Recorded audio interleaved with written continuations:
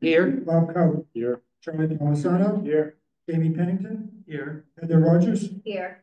Jen Bluestein and Brian Balcom are not here. And Rick Tainter, chair, here. And now I will turn over to Councillor Jan to welcome the joint public hearing for the Planning and Development Committee side. Thank you, Chair Tainter. So I'm Chair Shand. This is a committee of the whole item, 2 items tonight. We have the introduction of the ADU ordinance 179. Since we have the whole council, we have Councillor Preston and Councillor Wright are here representing the Planning and Development Committee. We have Councillor Donahue, Councillor Harmon, Councillor Khan, and I see Councillor Z in the audience. So we'll open the committee and the meeting and get started. So we can start with ordinance 179. And do the proponents wish to make a presentation at this time? Yeah. Confusing my. Thank you so much. Good evening, everyone. Can everyone hear me okay on this? Closer. All right.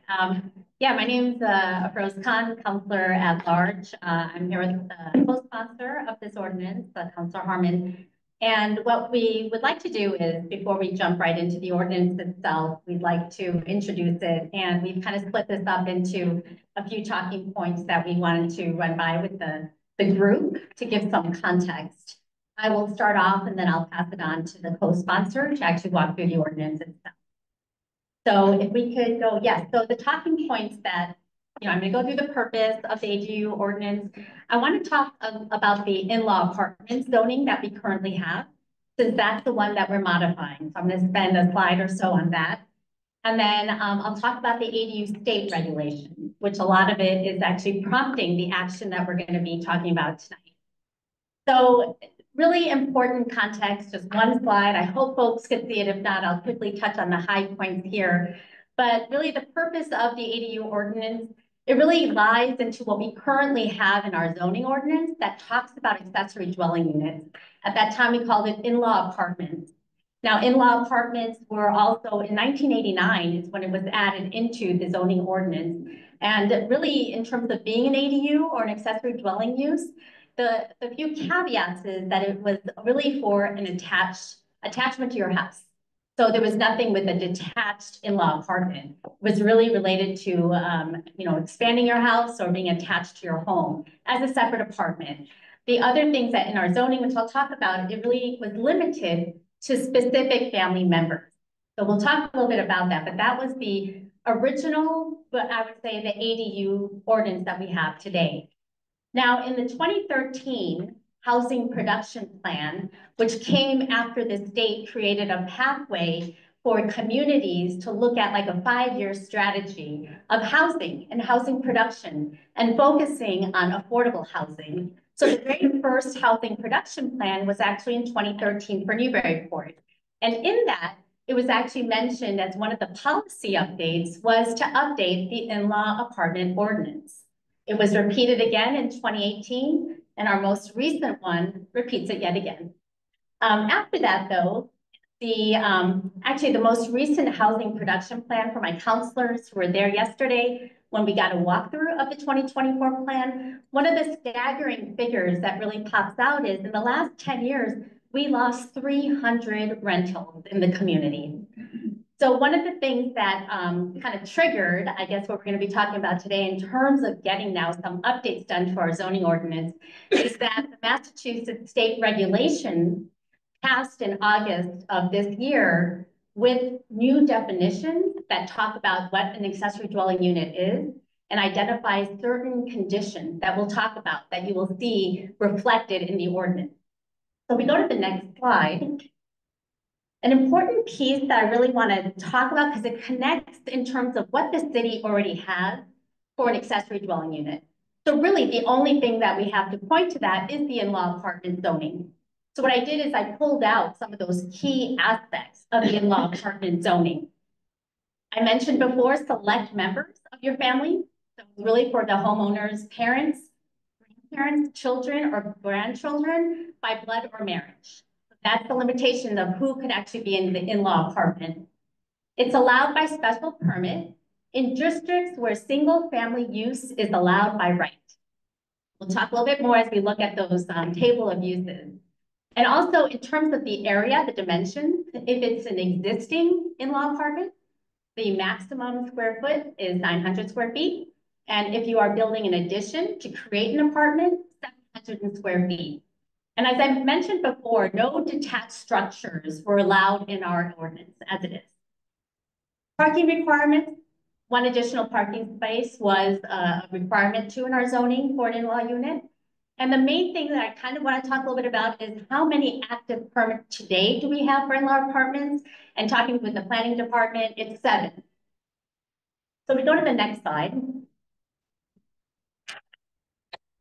The table of uses is really an important table that we all go to in our zoning ordinance because it helps us understand where certain things can be built in our community, where they exist. So if you look at the residential use table in our ordinance, what I've highlighted in the red block is the in-law apartment. And as I mentioned, it's really allowed by special permit and in those districts where we said single family could be allowed by right. And what I also want to point out, what I highlighted in bold, the very top row is single family. And as you can see, the P is where it's allowed by right. Right below it is 2 family, and after that is multifamily, and then over 20 units. But one of the things that this table helped me see, because I did not edit it, this is the whole list of items under residential use. What it helps one see is where exactly in our community are what we call residential districts, single family residential districts as well. Like R1, if you were to take a look at that, R1 in our city is where a lot of single family homes are. And then if you look at R2, you see now 2 family homes with special permits. So it gives you kind of a lay of our community in housing. And just to refresh for some of you, many of you guys might already know it here at the table, but P means it's permitted. So the zoning administrator of the city confirms compliance. That's what we mean by permitted. It's actually approved by our zoning administrator. When we say NP, not permitted, it's pretty straightforward. SP is special permit. So it requires public board approval. So if we go to the next slide, just really quickly, I know we all love this map. It's so colorful. It's like, where are we now? So we should put a big star where we are, but this is to give you the array of colors, like R1, which is the one I said has really our single family homes. That's the very pale, different shades of yellow are here, but let's say it's the very pale shade of a crew. So that is where residential R1 is. We could go, I'm not going to spend more time on this. I just wanted to give some context on that. Now, the other key things to be mindful of, and we're going to get into this when we talk about the ordinance, are dimensional requirements. What I'm showing here, because remember, we're following the story of the in-law apartments, because pretty soon we're striking them out. But let's see what that story is behind them. The dimensional requirements for in-law apartments are the same as single-family homes. And what you see in that table are those dimensional requirements, which do what? They tell you the height of structures, they let you know lot coverage by percentages, open space. And we can see here the different zoning districts where different kind of parameters have to be followed for dimensional requirements. The 2 things to take away from here, and this is more like notes in terms of just what are some takeaways when we talk about new structures, new residential like single family homes. Well, new structures have to meet these requirements. If they don't want to or they can't, that's when they go to the ZBA for a variance. For existing structures that don't meet these dimensional requirements, and there are very many in our community. If you look at actually some of these R1, 20,000 lot area, 20,000 square feet lot area, many of us could think of homes that don't meet certain aspects of these dimensional requirements. Those are called lawful, pre-existing, non-conforming structures. So again, this is just to give some language. We're going to hear it as we talk through the ordinance. I want to do a quick little refresher on that. So the next slide here talks about the state regulation. So now putting aside the in-law apartments that we talked about, let's look and see with accessory dwelling units, what the state did in August is they did a definition. So the first one here is the definition defined in chapter 40A, section 1A. And this definition went into effect immediately when it passed. So what it does is it actually says that it's a self-contained unit that must have cooking, sanitary, and sleeping. So that means a kitchen, a bathroom. That really is an accessory dwelling unit. And it must have a separate entrance from the outside, or it could be through a shared corridor. So, we see that as attached as well as detached. The second thing, and we've seen with actually the limitations with our in-law apartments, it has to be the lesser of 900 square foot or half of what the primary dwelling square footage is. And then the final thing is that, one of the additional restrictions, and we'll talk about that a little bit more, but local control for municipalities, we could prohibit short-term rentals. And we all know our short-term rentals anyways, we have an amortization, but we can, and we are prohibiting STRUs. So that's the definition. Now, another part is we have section 3 in also our Massachusetts general law that's now honing in on specific types of exemptions or permitting aspects for ADUs. And this is important. And this is the big piece, is allowed by right in single-family residential zoning districts. One of the things that's noted here too that's important is, and I'll highlight it, and the first one is no zoning ordinance shall prohibit, unreasonably restrict, and require special permit for a single accessory dwelling unit. The second key part, and we'll talk more about this, is that ADUs may be subject to reasonable regulations, one of which including site plan review. Also regulations concerning other dimensional setbacks, bulk, height of structure. And finally, I mentioned before, prohibition on STRUs. I believe, and a few more. Actually, this is also still from the state, is that owner occupancy cannot be required. And that is something I didn't mention. For in-law apartments, that was also an assumed requirement. Parking allowances maintain what we saw with in-law apartment at 1 per dwelling. And actually only a maximum of 1. You cannot increase that. However, if the ADU is less than half a mile from some type of transit, commuter rail, subway, bus station, then you cannot actually impose a parking requirement. And then of course, one ADU is the one to be permitted by right, but a second one, if you choose to do so and add a second one, it has to be a special permit. Right, so moving then to the next part, I'm going to actually turn it now over to Councilor Harmon to talk through the ordinance itself. But what I've done so far, that background, and what the state has actually regulated. Thank you. Thank you, Councilor Khan. I'm going to try not to put you to sleep as I take you through the proposed ordinance amendment to the zoning ordinance related to ADUs as we've interpreted for Newburyport. As part of this process, I want to call out, that my fellow co-sponsor and I have tried to, responsibly interpret this state regulation for Newburyport in collaboration with members of the Planning Office, City Hall, as well as the legislative working group of the Housing Choice Coalition, in order to gather input and shape something that hopefully satisfies our needs. So the zoning that we have proposed is going to first change the so-called in-law apartment use with a new title, accessory dwelling unit, consistent with the Affordable Homes Act.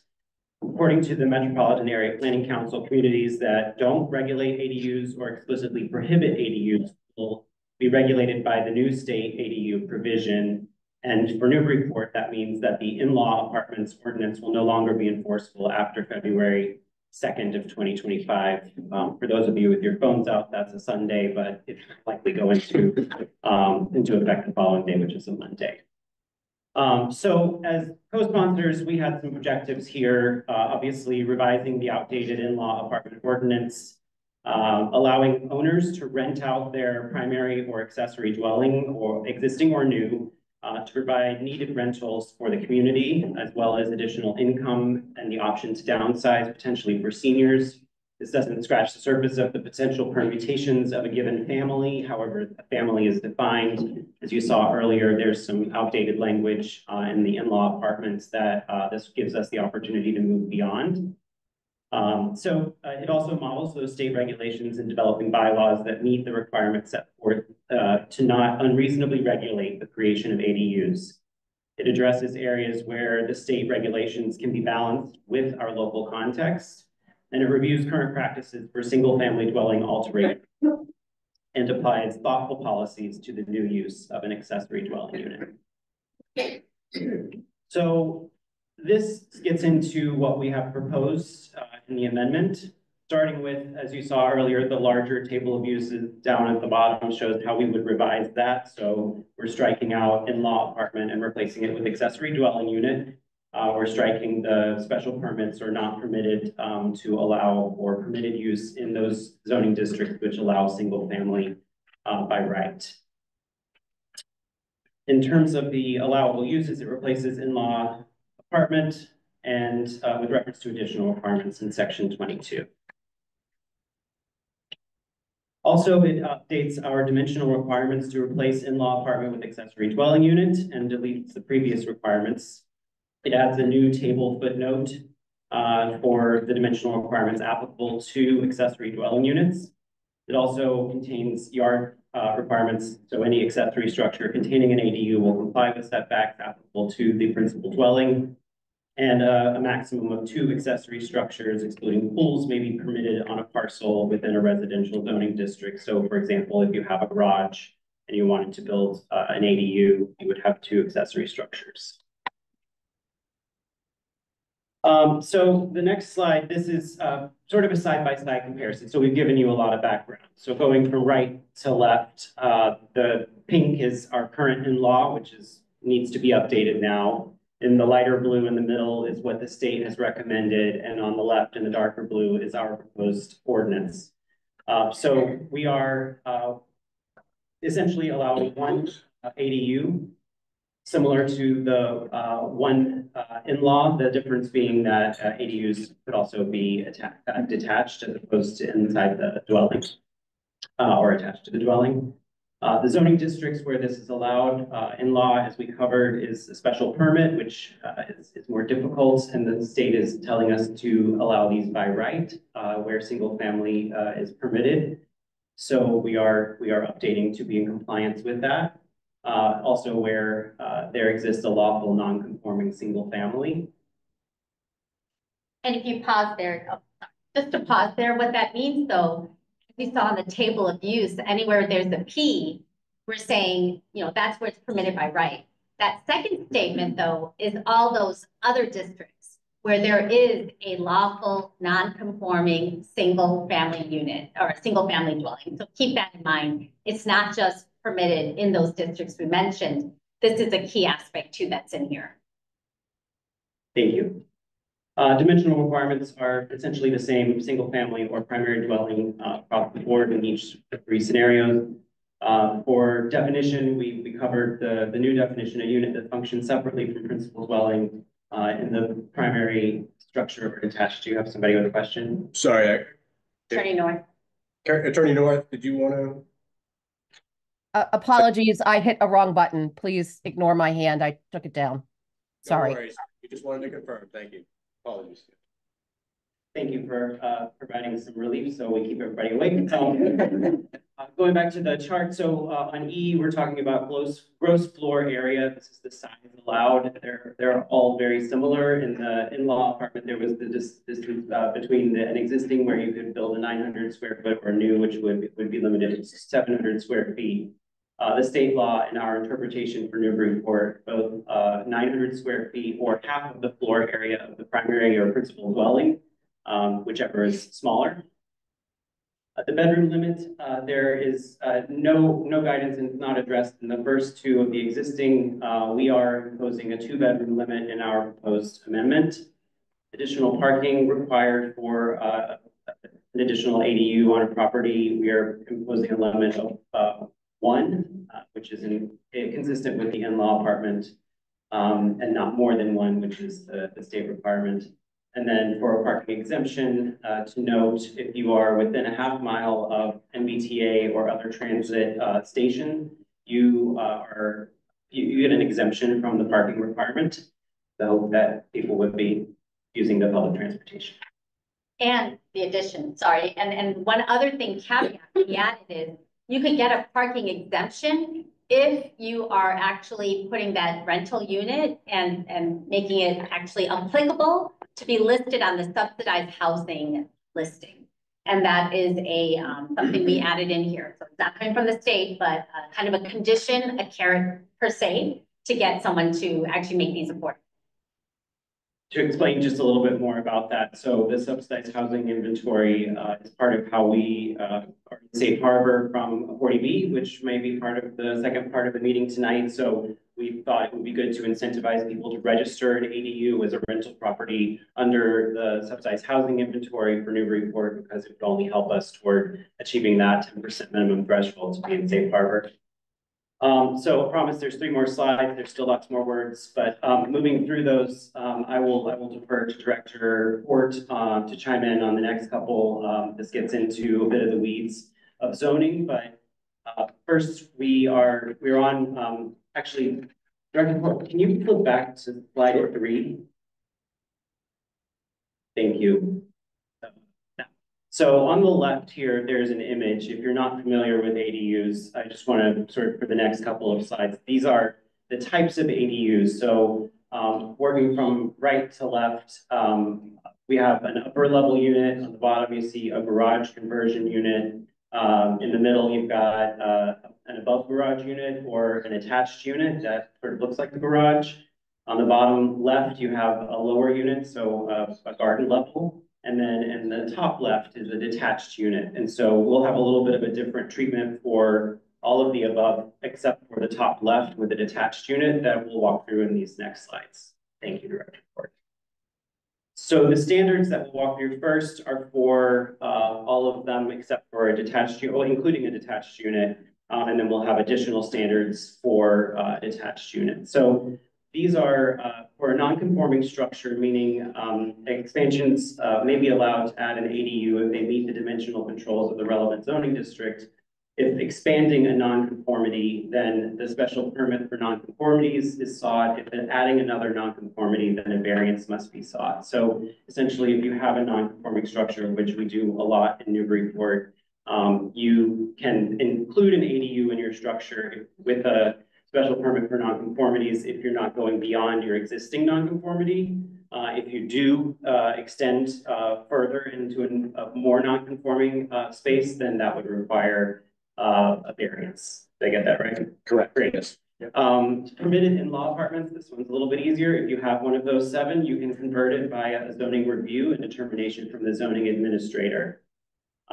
The Plum Island Overlay District remains in effect as it applies to ADUs following limitations in section 21G, getting really good at Roman numerals.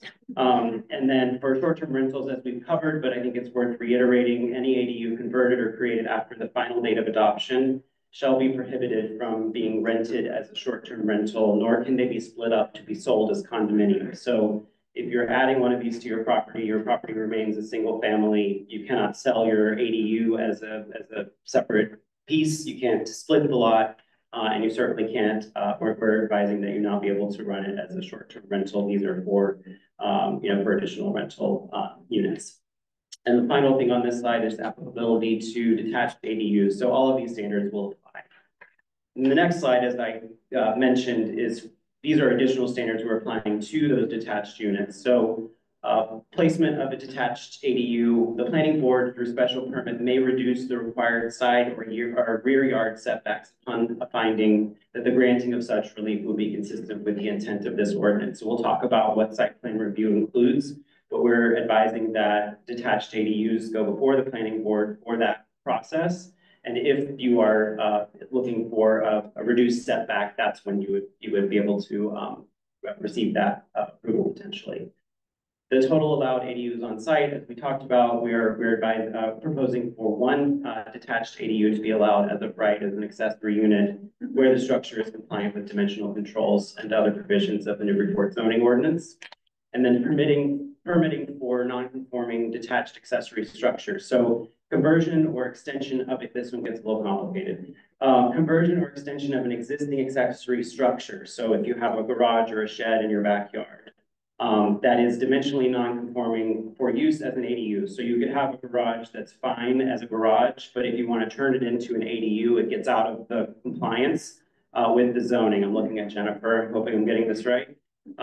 So this would allow for you to go through and receive a special permit for nonconformities to convert that. And then any newly created dimensional nonconformities would require variance from the ZBA per usual. Anything else to add to the report? Sorry. No, that's a great summary, actually. Two things I guess I just wanted to speak to briefly, just to clarify a little further for folks who may not necessarily understand. The Plum Island Overlay District has a restriction relative to the number of new bedrooms that can be added. This is part of the limitation of growth on the island based on the infrastructure that was put out there, right? So this is part of the history back there. The clarification here is that that is not changed by the allowance of accessory dwelling units. That is still something that we have to adhere to. There are actually other state levels of regulation that are enforcing that. So this is just clarifying that. The other one I thought was just more of a general statement was, as Councilor Harmon was saying, and I think Councilor Khan spoke to a little bit earlier, these types of accessory dwelling units that are freestanding structures will be much harder to do in a tighter area of the city. So these things are not subject to the lighter standards of setback of what we call accessory structures, like a tiny little shed or something that could be closer to a property line. These are subject to the primary structure setbacks. So there are already the normal setbacks being required in the placement of a structure like this. And as Councilor Harmon pointed out, deviations from the zoning, just like any other spatial deviation from zoning, would be subject to a board review. The level of modification they're looking for, if it's happening, may require a special permit, or if they want something as a further deviation, that would be a variance, and that is a harder level to get. So the point being that in tighter areas of the city where there's concern about setbacks and spatial relationships, those would be subject to a board review. One more slide.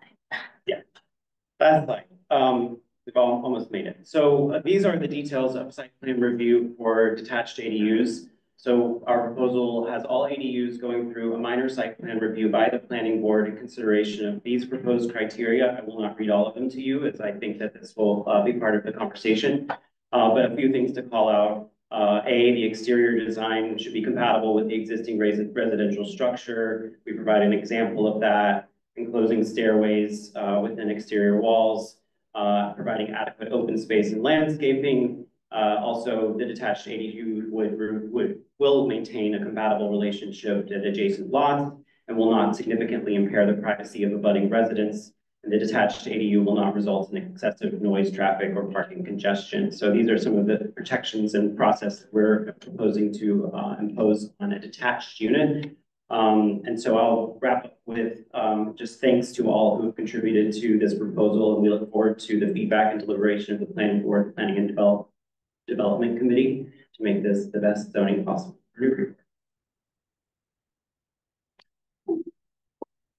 Thank you. I think now we're going to have Attorney North speak.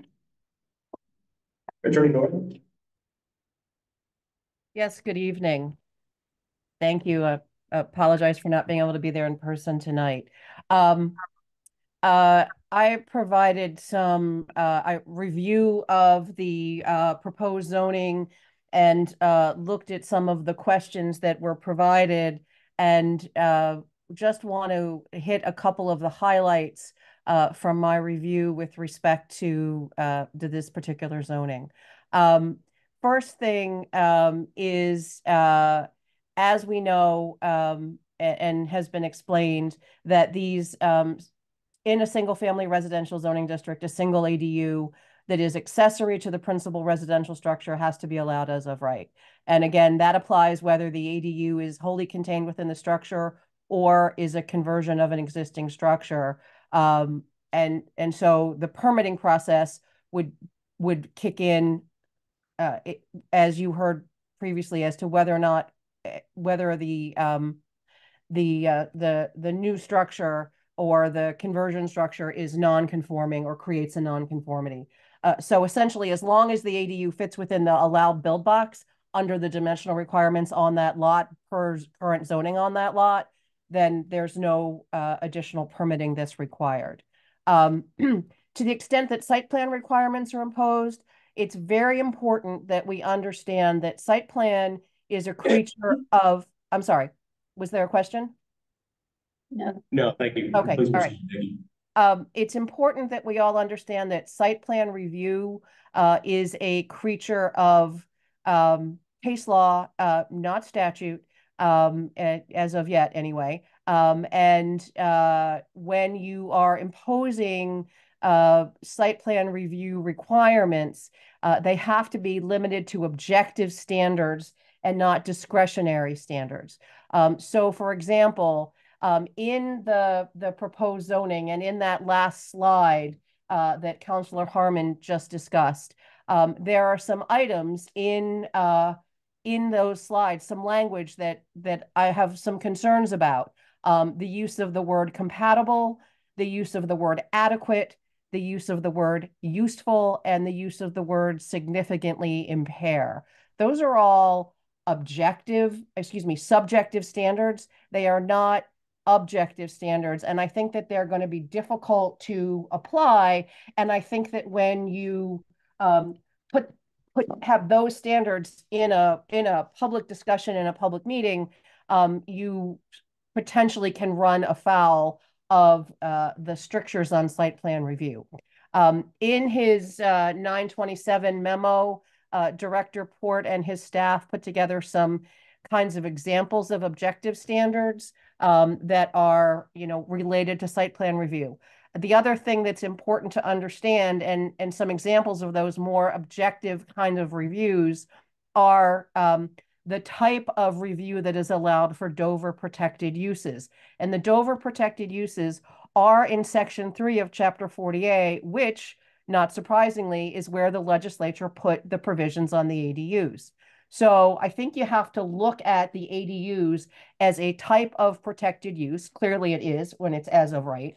And I think that you have to consider that the type of regulation that is allowed that includes site plan review is limited to bulk and height of the structures, lot size, yard size, setbacks, open space, parking, and building coverage. And those are the types of restrictions that are, determined already by the courts to be objective and fit within the standard of site plan review. So those are my comments for the moment, and I'm happy to answer any questions.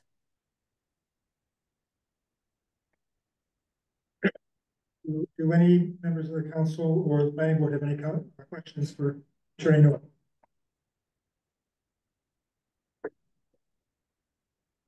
I have two questions.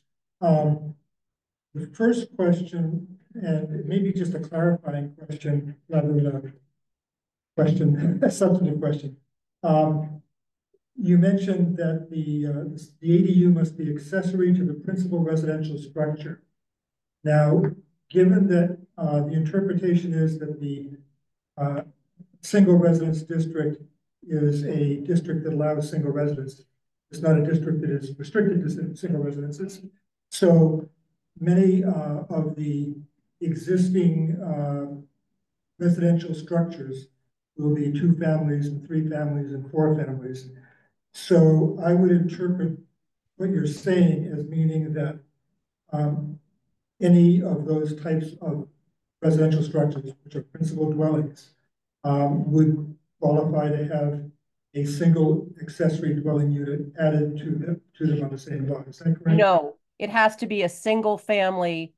It has to be a single family structure, not a multiple dwelling. So, no so why do you say that? Because the word dwelling includes multiple units. Yep. And a dwelling has dwelling units within it, according to our ordinance. So that's what's confusing me. I'm sorry, Rick, are you also referring to in the statute where it refers to in a single family zoning district? No. Okay, not with respect to that phrasing. No. No, it's under the definition that self-contained housing unit. Yep. Sorry. I think we're referring to the definition where ADU is defined as a self-contained housing unit, inclusive of cooking, sleeping, sanitary facilities on same lot as principal dwelling, subject to applicable dimensional and parking requirements. I think that's what we're referring to. Yeah, no, I understand. And I think you have to read that definition also in the context of the actual regulation in Section 8 of the law, which talks about the land and structures for single accessory dwelling use or the rental of such in a single family residential zoning district, provided that the use of land or structures for such accessory dwelling shall be subject to reasonable regulations.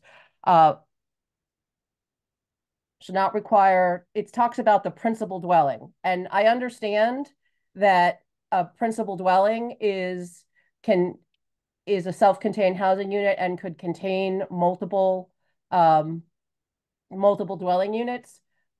But I do not see that this applies to anything other than single family homes. I would appreciate it perhaps if you could take a careful look at that and get back to us on that, because that seems to be contrary to the way we would normally interpret our zoning ordinance. But I'll just leave that there for now. My second question is, toward the end of the same paragraph, you say, so long as the ADU fits in with the allowed build box, no permitting can or should be required. And my question would be, there's a difference, I think, between an attached ADU and a detached ADU. If you were proposing to build a new detached ADU on a lot that was, say, half the size of the minimum required lot area for the zoning district, would that be allowed as of right, or would that require a variance because you're adding a new non-conformity in the sense of a new building, a non-conforming lot? Yeah, so If I may, I would interpret it as the latter. That you're subject to the board review. Yeah, so I was asking. So do you understand my question? yeah, could you, sorry, you cut out a little bit at the end. Would you repeat the question again, please? So, well, in very simple terms, if the existing lot with the existing principal dwelling on it does not meet minimum lot area and frontage requirements, can a new residential structure that is an attached ADU be added to it as of right, or does that need to have a variance? It doesn't fit within the build box, so it's going to need a variance. Well, I guess that's what I was wondering what you meant by build box. I can see build box as meaning the setbacks. You're saying the build box also includes the minimum lot area? Yeah, absolutely. Thank you. Any other questions? Oh, all right. Councilor Z. Can I use this one? Is that all right? Yeah, thank you. I have so many, but I'm just going to try. So I'm trying to understand a couple things to wrap my head around it. So some mention was talking about the director of this in already dense areas. So my question is, can you slow down just a little bit for me and talk about how we don't get infill, undesirable infill with this? Because first thing I thought, let me start here. I want to second the planning board chair's question, because I have the same exact question. If you have an existing two-family, when I read it to mean you could add 900 square foot piece. So I'm very much would like to know that. So the second question though is, being on the council for a while, as many of us have been, infill is a huge challenge and people filling into lots and so forth. So how do the sponsors or whomever wants to answer think there are protections in here to inhibit sort of that infill? That'd be okay. Did you want to? Yeah. Okay. Yeah, sure. Yeah, no, excellent question. I think we all definitely know infill is a bad word and we all ran, that's like a cuss word. But I think for me, a few things, which is why I spent time on the in-law apartment, because I wanted to kind of give some context of what we already kind of have in our zoning. A zoning that allowed some type of an accessory dwelling. Granted, it was limited for family members. We don't really know actually. We know that there's attached garages that have housing above. We walk by them. Are they in-laws? We don't know. But to me, what I think is a significant piece of what we have by just looking, and if we go to our a couple of things, the dimensional requirements table, as well as our dimensional requirements would be great. So one of the dimensional requirements. One of the things that at least gives me some interesting kind of peace of mind is in the concept of what are the requirements and what is triggering any additional development requirements. And it is the primary dwelling, as we talked about. So the single family home. So when we talk about the setbacks, we talk about the clearances, it's not like they're going to get waived to do something else or create a bigger percentage of that lot. Like think of a single family lot, and I walked through the south end a little bit. Oh yeah, slide 14. I walked around the south end and you look and see what could be split into different sizes to do what you're talking about. And we've seen that a lot becoming 2 big homes. I think what limits it is one, the maximum size of the square footage is one area where it's the lesser of 900 square feet or whatever the gross square feet is of the home, half of that. The other thing though, is it has to meet that dimensional requirements for the primary dwelling, which is not what the case was for a lot of the infill homes that we saw populate and sprinkled throughout the city. That's one area. I'm not saying it's the full answer, but that's something where it will require variances, special permits, if they were to go beyond that. I'll just add, I think we've tried to adhere to the by right spirit of the state law for all of the ADU types outside of detached. And then part of that is, we're imposing site plan review to provide public opportunity for neighbors and abutters potentially to participate if there is a detached unit. So it kind of leads into my second question, which is, so in the case of a variance for the dimensional controls, is the standard substantially not more detrimental? Is that the standard is utilized to grant a variance against the dimensional controls? That is essentially in substance, one of the criteria that the board is looking at, but the most important piece there is that they have to have a hardship in order to be eligible essentially for the granting of a variance. It's a much higher level of demonstrated hardship that's unique to this particular property as compared to say the rest of the neighborhood in some way, and unique to the property, not to the individual. The variance would be the ZBA. The zoning board of appeals, correct. Even though the planning board is acting in a larger role. Correct, because we cannot assign the variances to the planning board. All right, I just want to keep moving because I don't want to take up everybody's time. But my next question is staying on the variance topic. There was no specific language about inhibiting variances on parking requirements. Is that something that was considered? So in other words, you're requiring the one, but it sounds like the board can waive the requirement of one. Forget about the exception you created. Is that something that was considered? No, it was not. And I think part of it with the state requirement of having, must not exceed 1 parking requirement in terms of exploring ways to get around that aspect of parking considerations, we didn't really address, but I would be curious in terms of what are some other kind of, I would say, tools we could apply in the zoning that would give some, address that issue. And that could be a great amendment. We are taking notes based on the conversation, and we definitely heard Attorney Nord's comments too on our words. So the sponsor and I are working together. So these are things we can explore. You could consider it in prohibition on variances on parking. We've done that in other cases. It actually leads, again, these are leading well, which is good for me. So my next question is about a couple of the requirements that could change after the structure is created. So for example, the parking can be waived if you're on the SHI, but then what happens if you're no longer on the SHI at some point? For example, you do a 30-year deed restriction, or you choose to no longer offer it as a rental, and now you come out of compliance with SHI, but you got to build a unit predicated on that without parking. If I may, it would then become non-conforming. It would be ineligible to be used as an accessory dwelling unit at that point. just from a legal nature, that's what would happen. They would be non-compliant with the requirements of the ordinance or the permit And involved. same thing for, let's say you build a new one and you consume parking that you were utilizing towards your principal structure to meet its either non-conformity or conformity. So let's say the garage was mentioned a couple of times. I know garage spaces are not necessarily most counted as garage, but let's say you consume the driveway space to construct your, now everything. The original structure now has a problem.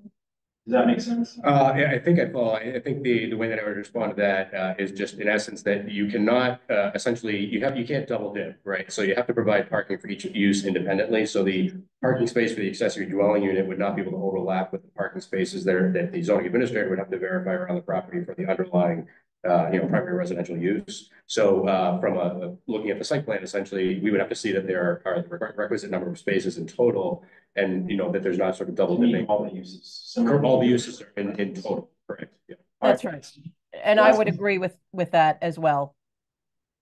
Last couple questions are the 0.5 waiver for parking. I think the interesting area about that is around the garage, which was specifically annotated here. That's the densest part of the city, and I was wondering, is the 0.5 mandated by the state? Is that's a state mandate? It Yes. is mandated, and I've mapped it out, so it actually goes down basically to Bromfield Street in the south end, and as far as Dove Street in the north end. So it actually covers the densest part of the city, and that's mandated by the state that you can't require parking there. All right, last one or two is the two. I was confused by the two structures per lot line, because that seems to be more expansive than just ADUs. It just seemed to be a bigger statement. And I know we just had this debate during the R3 mobile station change where we allowed more than one structure. And going backwards, you have 6C and a few other. So to be expansive in its nature. Yeah, that's a great question, and I apologize that none of us spoke to it, but I probably should have spoken to it earlier. So just in summary, this is actually, I think, a recommendation more so from the Office of Planning and Development, just something that we thought was at least reasonably worthy of consideration, simultaneous or with the discussion of accessory dwelling units. It is something that, to your point, I guess the assumption here is that it applies to other scenarios where there might be accessory structures. But I think what we thought might be reasonable is, given we sometimes have these discussions about, clutter or how many structures are being added and so forth, those can become sensitive, considerations. That provision is not necessary for this structure, so to speak, and it does go and address other types of, accumulation of structures on a given property. But if there's any sort of sensitivity, in a neighborhood or, for butters in terms of how many structures are going to be plopped down on different properties, aside from the fact that they all have to comply with, setbacks, we thought it was at least reasonable to consider perhaps as a cap on how many you can keep adding to beyond your primary structure, how many more accessory structures you can add to a given lot. That is, and again, that is not something that's necessary for the ADU piece per se, but we thought it was at least worthy of consideration simultaneously, given that discussion of ADUs involves, in some cases, a potentially accessory structure. Yeah, I'm sure people don't want to hear me say the same thing I said during the previous iteration of this debate, but the one lot, one structure was sort of always a very straightforward thing, and this combined with the prior one, so maybe that's better for deliberation. I'll yield for now. Thank you for. Thank you. Are there any further questions? Yes, Councilor Wright.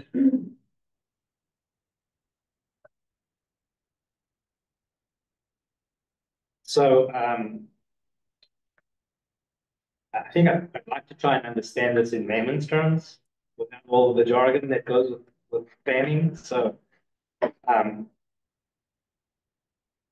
if you want to have an ADU that is part of an existing building, you can do that by right as long as the property that you are planning to put that on meets all the offsets of the primary or the single family use. Correct. Of that building. Yeah, correct. Actually, Dimension. can I just make a little adjustment? Sorry, wait for the mic. Sorry. With the proviso that if the existing building doesn't meet the setbacks and you're not expanding the existing building, you can still put it in there. So the building doesn't actually have to meet all the zoning standards as long as you're not expanding.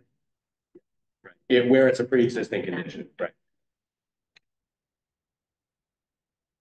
Yes, so I think I understand that, because most of the lots in Newburyport are pre-existing non-conforming, that's why you guys had the problems you have, and the ZBA has the problems they have. So that's understood. So now if you want to do a detached one, then now you're subject to site plan review, Correct, if you qualify in all the. correct. And then if you're increasing the non-conformity, then you have to get a variance from the ZBA. Correct. Respect. Well, Could no, I add- Sorry, I'll Sorry. raise my hand. I apologize. Go ahead, Attorney Nguyen. I just want to be clear, for the detached ADUs, even though there is site plan review potentially required, they are still allowed as of right. It does not make a difference whether they are attached or detached or within the unit as to the as of right status. Yes, understood, because that's the law. Okay, great.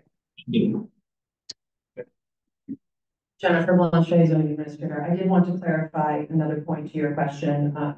If a unit is proposed within an existing dwelling, conforming to setbacks or not conforming to setbacks, it still has to be reviewed as compliant with parking. So in these dense neighborhoods that are outside of that 1/2 mile radius, they would have to illustrate, in order to create a second unit within, that they have an additional parking space. Determined by the zoning administrator, Yes. not And I the think- not the bank. Correct. So my question is, how do we ensure that these ADUs are not turned into man caves and shisha? Sorry, I'm not, maybe you could clarify. Give this up. How do we, I mean, if the goal is to create more housing, how do we make sure that they get utilized outside the family? They're not just creating more structure for the existing family. Well, I mean, you're talking about monitoring constantly the use on any given property, right? So I guess we're talking about the authorization in essence of the use there, but chasing sort of what's happening after that, whether or not it's being used by the primary homeowner as sort of an accessory structure. Obviously, these are things that might be triggering some, oversight or some review by the city at some point, or some issues been raised, but the question of what we can't, I guess the question of sort of penalizing someone because they're not using it as the accessory dwelling unit they're eligible to under zoning or the statute. I'm not sure that we can mandate, that's a little bit more tricky to accomplish from a legal perspective. I would defer to Karis, but I think that would be difficult. I'll just add, Dave, if we're trying to help create more housing, but if housing could also be for a child or a parent, just sort of the in-law model. So while that wouldn't necessarily generate rental income for the homeowner, it would still be net new housing for a unit, or for them to have at their disposal, so that they have two places to live.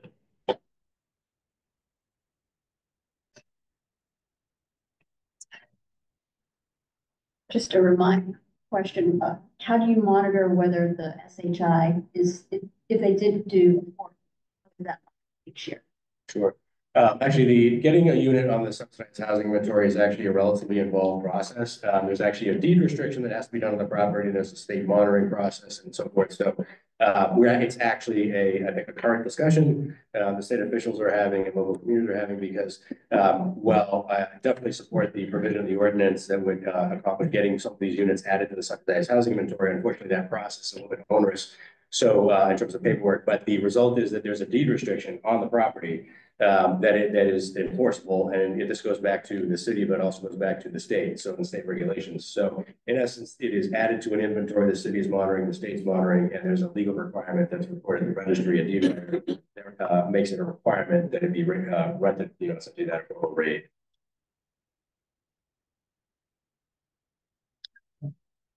Yeah, I had a question on that subsidized housing inventory. Well, and so you mentioned the deed restriction, and could you just go over the other requirements in order to get it on that? Oh, sure. Sorry, the one that, probably the substantive one that I didn't speak to is more about so it's the fair marketing or, eligibility for folks coming into the units. That's something I would add in there is that, essentially what's absorbed by that is essentially that you cannot discriminate in your process for those, anybody who's essentially eligible for the unit based on their income threshold, right, or the eligibility for the rental status. You cannot, pick one subclass and say, and this goes back to other sort of case law, things like that. So, but in essence, it's fair marketing. I think that it's to add to the fact that the deed restriction calls for that affordable threshold for rentals. So, it's the marketing of the that there is a process in which there's someone who's running the lottery. That's typically done by a consultant or somebody who's familiar with the process. So there'd be a lottery that is done by that person because they're familiar with the state process and they're following those procedures so that it can be fairly, basically, openly, sort of made available for folks, at least in terms of their interests. So those are, I guess, in summary, would that be kind of the substance.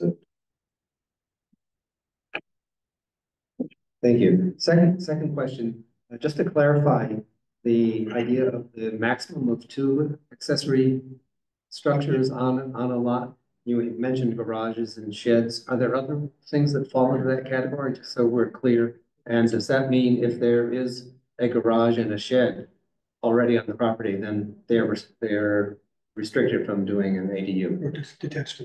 Oh, okay, that's Yes, that's correct. In essence, they have to choose. Well, they have to choose at that point. That they want to remove a structure and see if that would, if the new thing is being compliant. But in essence, yes, they would be limited by. They would not be able to add that additional structure without addressing the dimensional. And again, this goes back to something we talked about earlier, which is essentially all the dimensional and spatial constraints are still applicable. Those do not change. They don't go away just because there's an allowance of an accessory dwelling unit. That's been authorized here by the statute. Those spatial relationships are still applicable in communities and in the zoning. And are there other structures that fall into that category, say a covered patio or other than a shed or? There are some things that, we started getting a covered, you're triggering that threshold basically, like, are you putting a cover on it, you're putting walls, right? You're then going into a structure that's regulated by that. There are some things in sort of below deck, for instance, sort of the ground that wouldn't be considered a structure. Obviously with the first administrator, but in general, basically, you go into that threshold where you're adding a roof, you're putting walls, it's a structure and you're subject to those setbacks. And so that would not be something that you could do unless you brought into compliance with setbacks. And that's to, in fairness to neighbors, they would see that as a spatial impact. Yeah, I mean, that's a good question. It's been brought up, I think, from Councilor Zede as well, but I will say that was actually, it's not something that came from us as sponsors. It was something coming more from the planning department, or more, I think, from, and this is where, I'm open to what folks think about it. But if we think of communities or areas, like if you looked at R1 and where it's mainly located, we think Ward 5, 6, large property, residential, yards where a lot of this can really proliferate, I should say, or happen. And I think the intention on creating some limit, that was the intention, I think. How could we, maybe solve a problem if it may become one? But if we just limit it to one, accessory structure, like why even put a number, right? Just be agnostic on it and, just do the ADU ordinance. Don't say anything about limitations on accessory structures. I think this was an attempt to not get a proliferation within neighborhoods of maybe several accessory items. So I'm open to what my colleagues, what folks think would be best for our community. And, but that was not something that came from us as sponsors really needing to put it. I think Heather,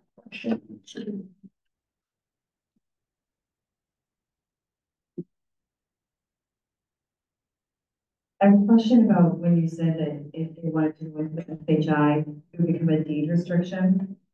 If somebody went through that process and was living with that ADU in that program, but then decided down the road they're going to sell the property as a whole, can the deed go back to conventional deed, or is it remain restricted? At the same time, it would still be subject to that restriction for the life of that, restriction. So your restriction is going to be something that, for 30 years, and you basically talking to the state, that would be difficult to do. The whole point is to keep them in that restricted to that provision. So there's going to be something to the same.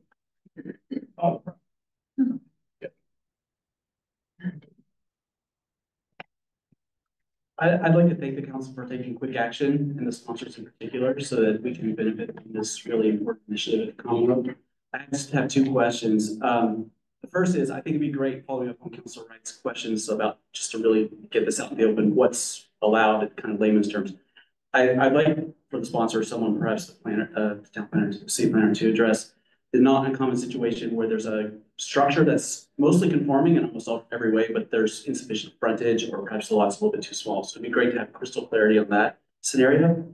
And then the other question is, and I had this thought when I read it the first time, and I think the city's attorney is gone even further, but it seemed a little bit restricted to me with existing structures, existing detached structures to require the level of permitting that you put into the ordinance. Have you considered relaxing that? And in particular, now that we have the city attorney's comments, applying some, I think also the city staff's report had these comments as well, having more objective standards as discussed. So I'll just answer the first question on route. I think, in essence, to answer your first question, they would be subject to board review, special permit nonconformities, right? Or depending if they're going to go further the variance, it's going to be a board review. The butter input as a hearing. Yeah, no, good questions. I think, one of the things that the sponsor and I are trying to balance though, is the state has come out with some very, you could call somewhat prescriptive regulations, and then some other, what I call guidance.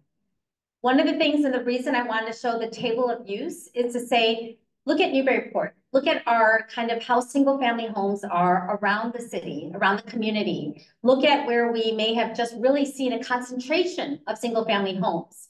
Look where we have multifamily homes and even lodging houses, elderly housing. This is our snapshot. This is our local context. So as we are trying to do what I think is smart legislation, allowing where we can, where the state is very clear, where could we provide additional kind of guidance or I would say points to look and see where does this really make sense where it's going? And I would say with the site plan review on detached, because really the in-law apartments were only allowed on an attached home. It was never talking about dwelling being a detached use on a property. So for me, I definitely heard the Attorney North on some of the language. I wrote down the words that were kind of, I guess, subjective. And I think that there is, I think, a place we can land where we could accomplish that. So the sponsor and I are definitely going to be writing up some additional language. We got some ideas from the planning department. I really do want to give a shout out to Director Port and to the zoning administrator officer, Jennifer Blanchett, because it was nice to talk to them about the people who are actually trying to execute the legislation we write, the bylaws we write. But that's where I do want to see some, I guess I would say, thoughtful legislation, knowing that those aspects are critical to how we really are, our local context, our neighborhood. Did I answer? Was that all your questions? I can't remember what the other. Could you bring up the zoning map?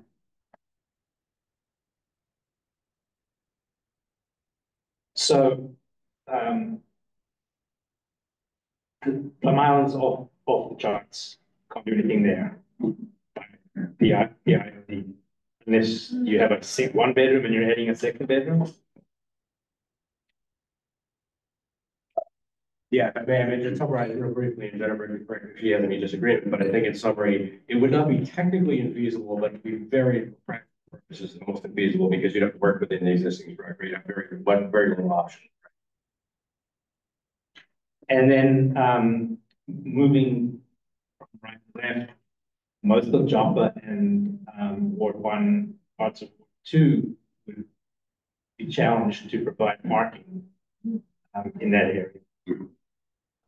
And so this really is something that would lend itself towards the areas that you've already identified, which is the single family zoning areas and single families in other zoning that meet the requirements. Park. And then the downtown area is exempt from the park, but there isn't a lot of space for an additional structure on those properties. Is that a good summation? It's a very fair assessment, yes. And I do want to, oh, go on. I do want to add something too. So as you saw, in-law apartment, 1989. A lot has happened in the Commonwealth since then. So a lot of communities, I think there's been a report on that, like 137 communities, when they looked outside the Boston area, have already updated their in-law apartment ordinances to put some type of ADU, even before the state legislation. And there's a great paper that actually talks about, based on the size of the community, many of them are constrained by aspects, if it's by right, and you have dimensional requirements. Some of them actually just have it by special permit, some by right, and the ones that by right, even then, the number of units you're getting annually can vary from 2 to 8 a year. So it's not like there's a large amount that are really going to be generated, but there's enough that are slowly kind of, if it makes sense, will happen. But it's not at this high rate that some people think might be happening. And I could send the paper around. There was a couple more recent papers that had some good data across the Commonwealth on what really has been happening with legislation, that bylaws that communities already have in place. Are there more questions? Thank you. Yeah.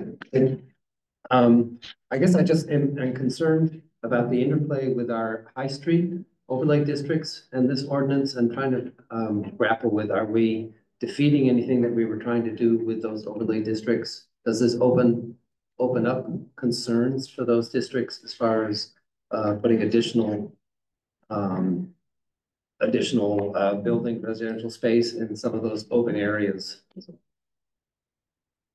Well, I was not the original author of the zoning change itself, so I wouldn't, speak for those words, but I do think, based in general context, and say from a land use, it would not be actually surprising in some ways when, if you're looking at it, there are larger structures, right? So breaking an existing structure and then having an accessory dwelling unit within it, for instance, would necessarily be, again, a lot of those properties do have an extended driveway, right? Parking, things like that, right? And in a lot of cases, we have carriage houses, we have accessory structures there already. In some cases, we want to preserve those accessory structures. There are a few that we can think of that are, off the factory right now, that have accessory structures. They might be older, and we actually want to see them preserved. And one way to renovate them and keep them preserved and active as part of that historic character is to allow them as accessory dwelling. And so I'm not convinced that there's anything inconsistent. And to me, that's very consistent with, what you might see. And it doesn't necessarily create any additional issues, per se, in any way different than any other context. In some cases, those lots are able to absorb or deal with a situation like that in a much better way, because there is space to do things like that, whether it's within the existing structure or on the larger parcel. At least that's the I'm seeing there. Yeah, I guess just the one concern was, as far as several ones on High Street with the large open space in front, and given that amount of space, they still could have additional buildings potentially in front, and still satisfy the open space requirement potentially. I'm not sure, just trying to grapple with that. Yeah, I'm sorry, I haven't done like a lot by lot analysis. I can almost guarantee you, if the zoning administrator took a look at these, all the different constraints, the front setback, right? There's substantial in the high street district compared to others. Those dimensional requirements essentially are going to have, and not to mention the consideration for not putting the accessory dwelling unit right, beautiful. It's unlikely to be a choice when there's land probably on the back or the offset, typically. I think it'd be a highlight, but do that. See this? There is actually a current prohibition for accessory structures, which these would be in front yard setback. So unless there was a structure there that is so far set back, and we could look at this in detail and perhaps address that. But I think it's highly unlikely, but it's a good point.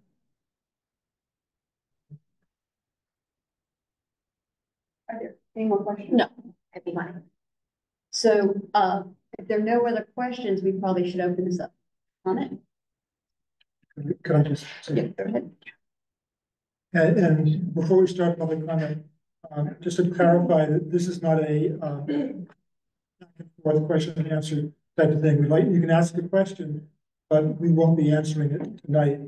And please limit your time to perhaps 3 minutes so everybody has a chance to speak.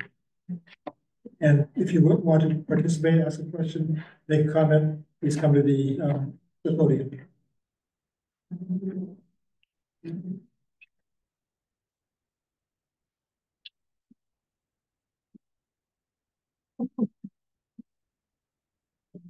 Hi, good evening.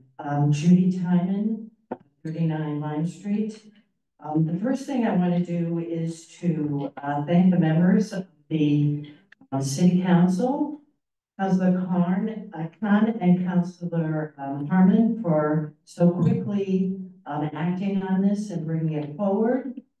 And also for taking into account the concerns of the Housing Coalition. I thank you for that. And I just ask you, as you continue to discuss this provision and this ordinance, that you keep in mind the intent of the state statute, which was to make this process as convenient and accessible to residents to create an accessory dwelling unit.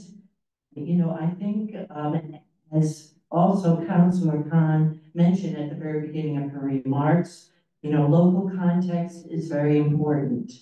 And the local context is that we are losing rental units at a very, very rapid rate. And we are in dire need of housing. And this is one of the ways that we can add to our housing stock. Again, I thank you.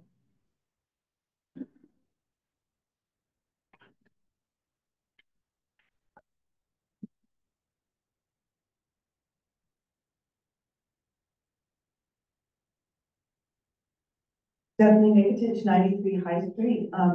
Just as a first point, if you're going to publish your slides, I think you need to look at the use matrix again, because I think all of the both of the STRU uses are not properly marked in terms of what's permitted. So please check that out. Keep it using. That's part of my. So for nearly a decade, the city has been talking about replacing our in-law ordinance with an accessory dwelling unit ordinance. All in-law apartments require a special permit with public notice and need to be renewed. The process not always followed, and this is not helpful for long-term housing and diversity. I support the ADU ordinance proposed, including its requirement for public notice and site plan review for, at the very least, detached ADU. I have a question and a concern. Both the proposed ADU ordinance and our existing STRU ordinance do not allow ADUs to become short-term rentals.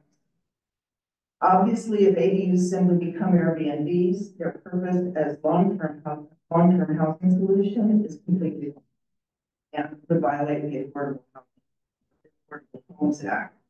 The STRU ordinance has been in place now for nearly a year. I have asked the planning office multiple times without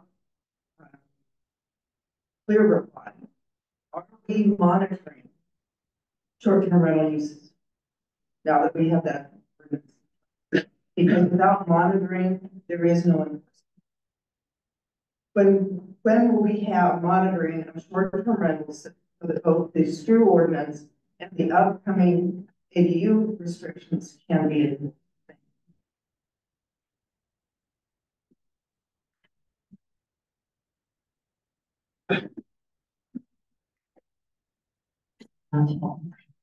That's Chuck, 144 Main Street.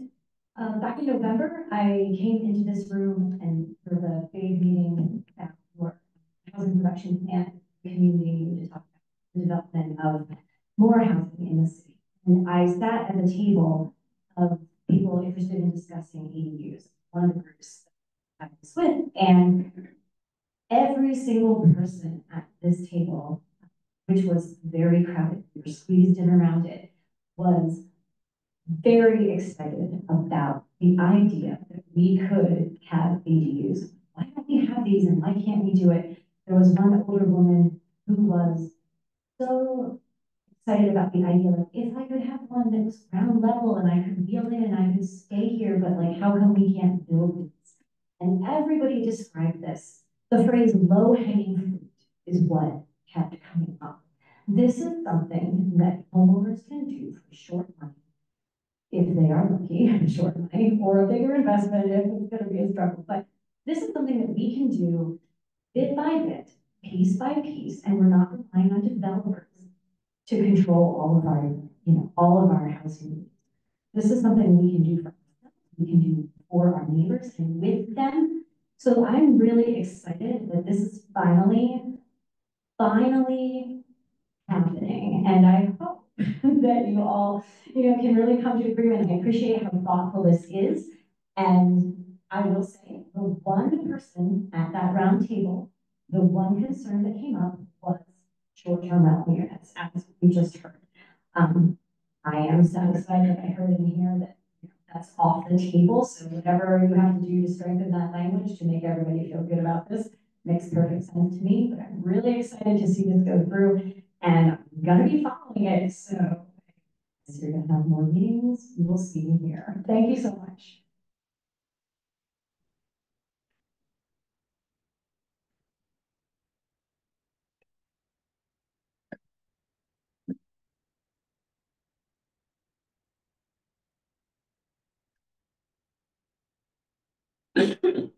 Hi, my name is Jay. I'm a resident at 83 High Street. I'm just speaking for myself.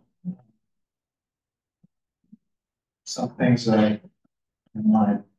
First, it seems like it'll be important for you to make it clear what the accessory dwelling unit is accessory to. As I understood Kara's form, the city solicitor, her understanding is the mandate from the state is that only for single family homes. But it is true, Painter said, that we have a lot of other kinds of dwellings in Newburyport. So I guess it would be important for the city council to specify, would it be you can only have these accessory to a single family home or a single two family or whatever. Just, we know the mandate from the state is for single family districts. But you can do more. You.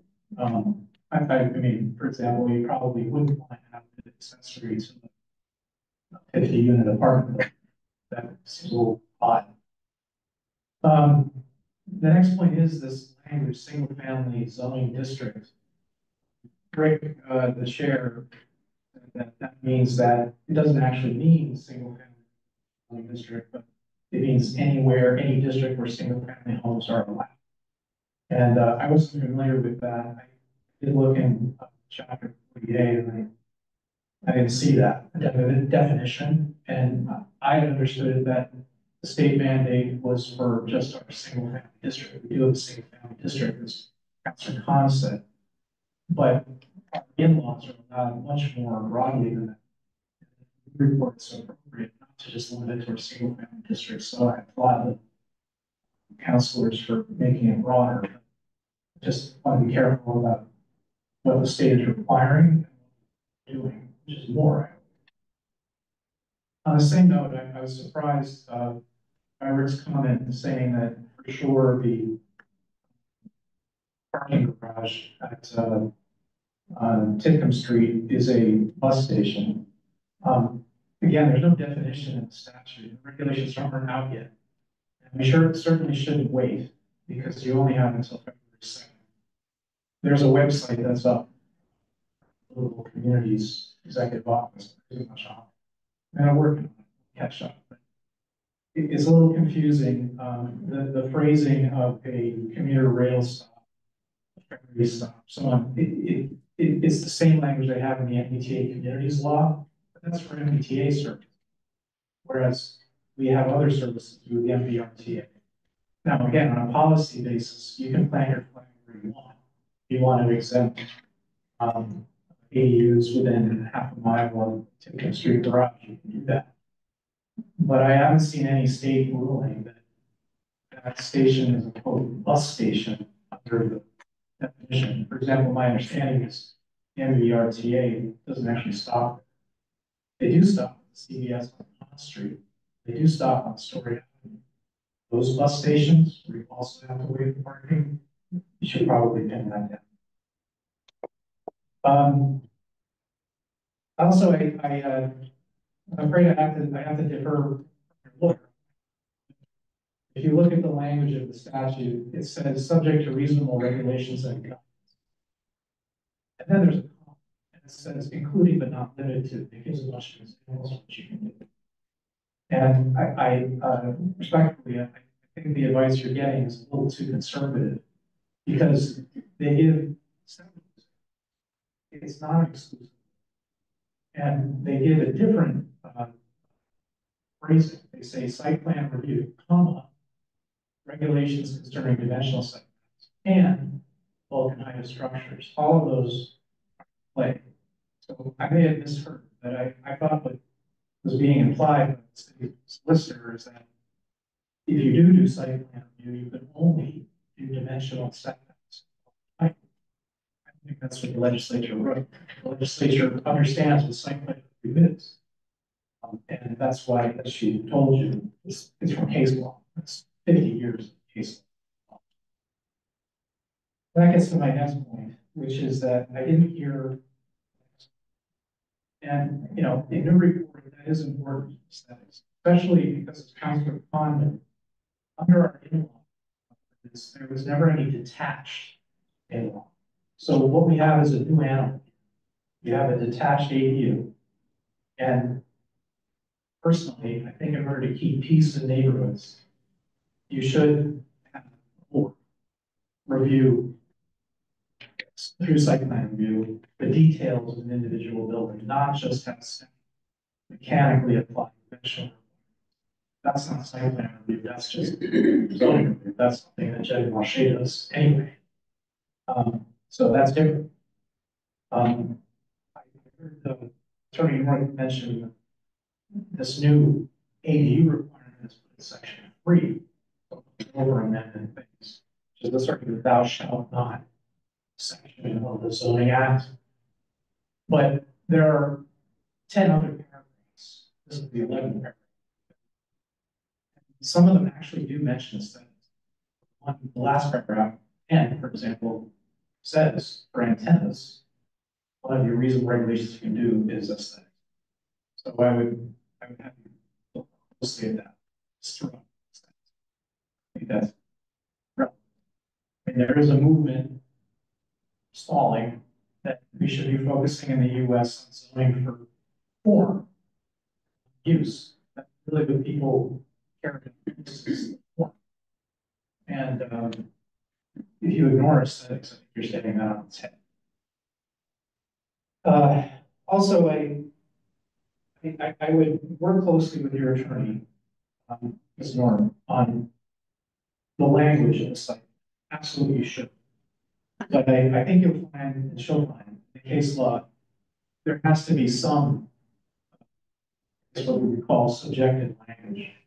Words like adequate and so on are uphill in case law. What matters is that the condition is reasonable. You can't do something that's going to essentially de facto ban the use. And for example, there's a very good case, which is part of the basis of our downtown overlay district. That even though, say, a setback would be 8 feet, you can require through site plan review 30 feet, if it's reasonable. It helps in the context. I think you already heard, you're not going to have to worry about people building ADUs in the front of the street because you already have a lot. There may be situations, for example, where you have someone's house, which is lawfully non-conforming, right on the lot line.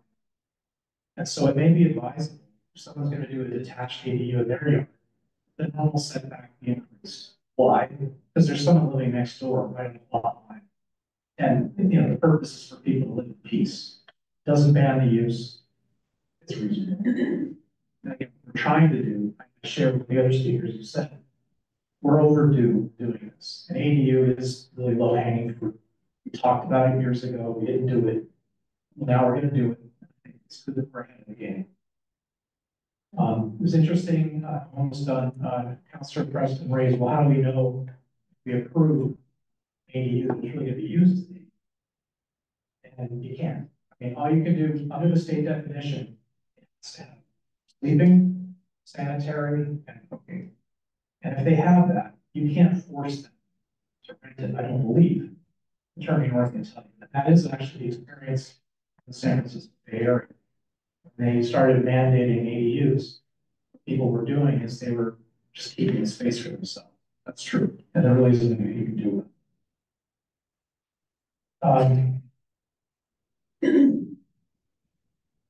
I guess that's all my comments. Again, I hope you do pass this. I do hope you keep site plan review. I don't think it's onerous. I don't think it contradicts what the state said. They mentioned site plan review specifically. They know what that means.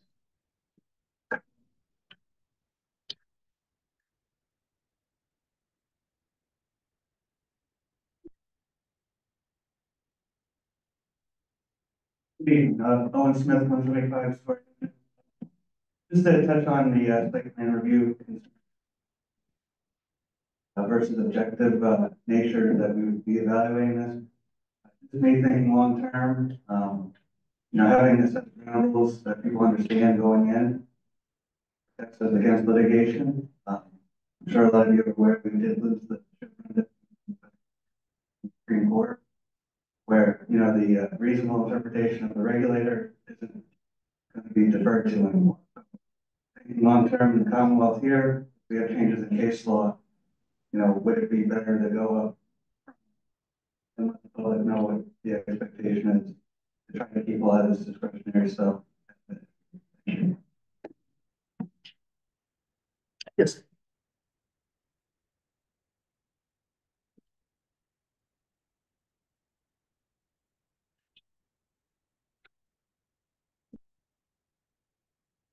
Marion BC, 10 Kent Street. When I appreciate all the work that you put into this because I think it's very important. And I like to think about the individuals this could impact. And I think particularly young adults who are starting out in their housing journey who need an option that like a studio apartment, which is very important to have in robust housing situations. And the other thing I think about is all of our seniors who have had or that had to leave the city because they want to downsize. There's no place to downsize. So I think both of those things are really important, and I really support the AD ordinance and really respect what everybody else has added. So thank you all for your work. Anybody else for public comment? Is there anybody online?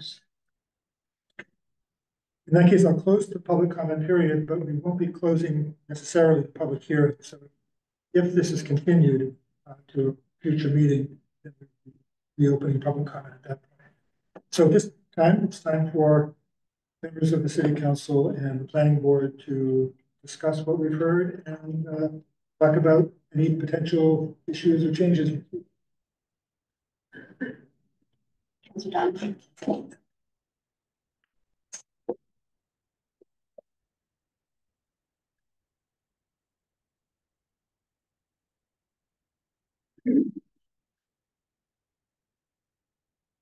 Thank you.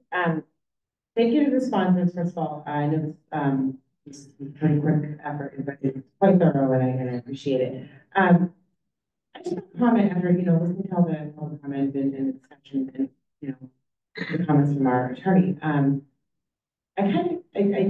do feel the site plan review and as was mentioned, sort of a focus on aesthetics and things like that. I can't help but feel that it's just a little disingenuous to the sort of genesis of the state mandate, the whole spirit of the state mandate, which was captured quite well. I just fear that it's, if it's too heavy-handed for certain aspects, it's just going to scare people away. Purpose. So I must be mindful on how restrictive we do read this. Otherwise, they.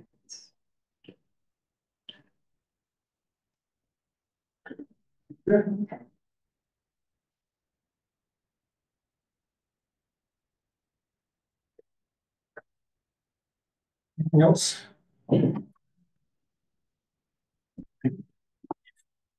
Yeah, no, I was just gonna say, I'm fairly comfortable with the ordinance, given the dimensional requirements that are still in force and the whole site plan review, so I think that part is good.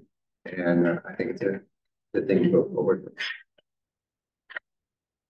So one of the things that I wanted to clarify, because I think I heard some misunderstandings.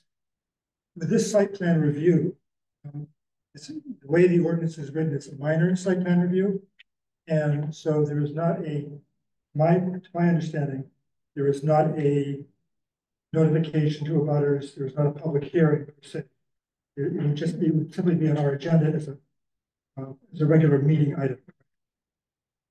Yes, that's correct. And actually, if I could elaborate to some of the discussion we just heard during public comment and some of the comments that I have made relative to this particular section C of the site plan review. The Office of Planning and Development, certainly fully appreciate the need for design, aesthetics, and character and things like that in the community.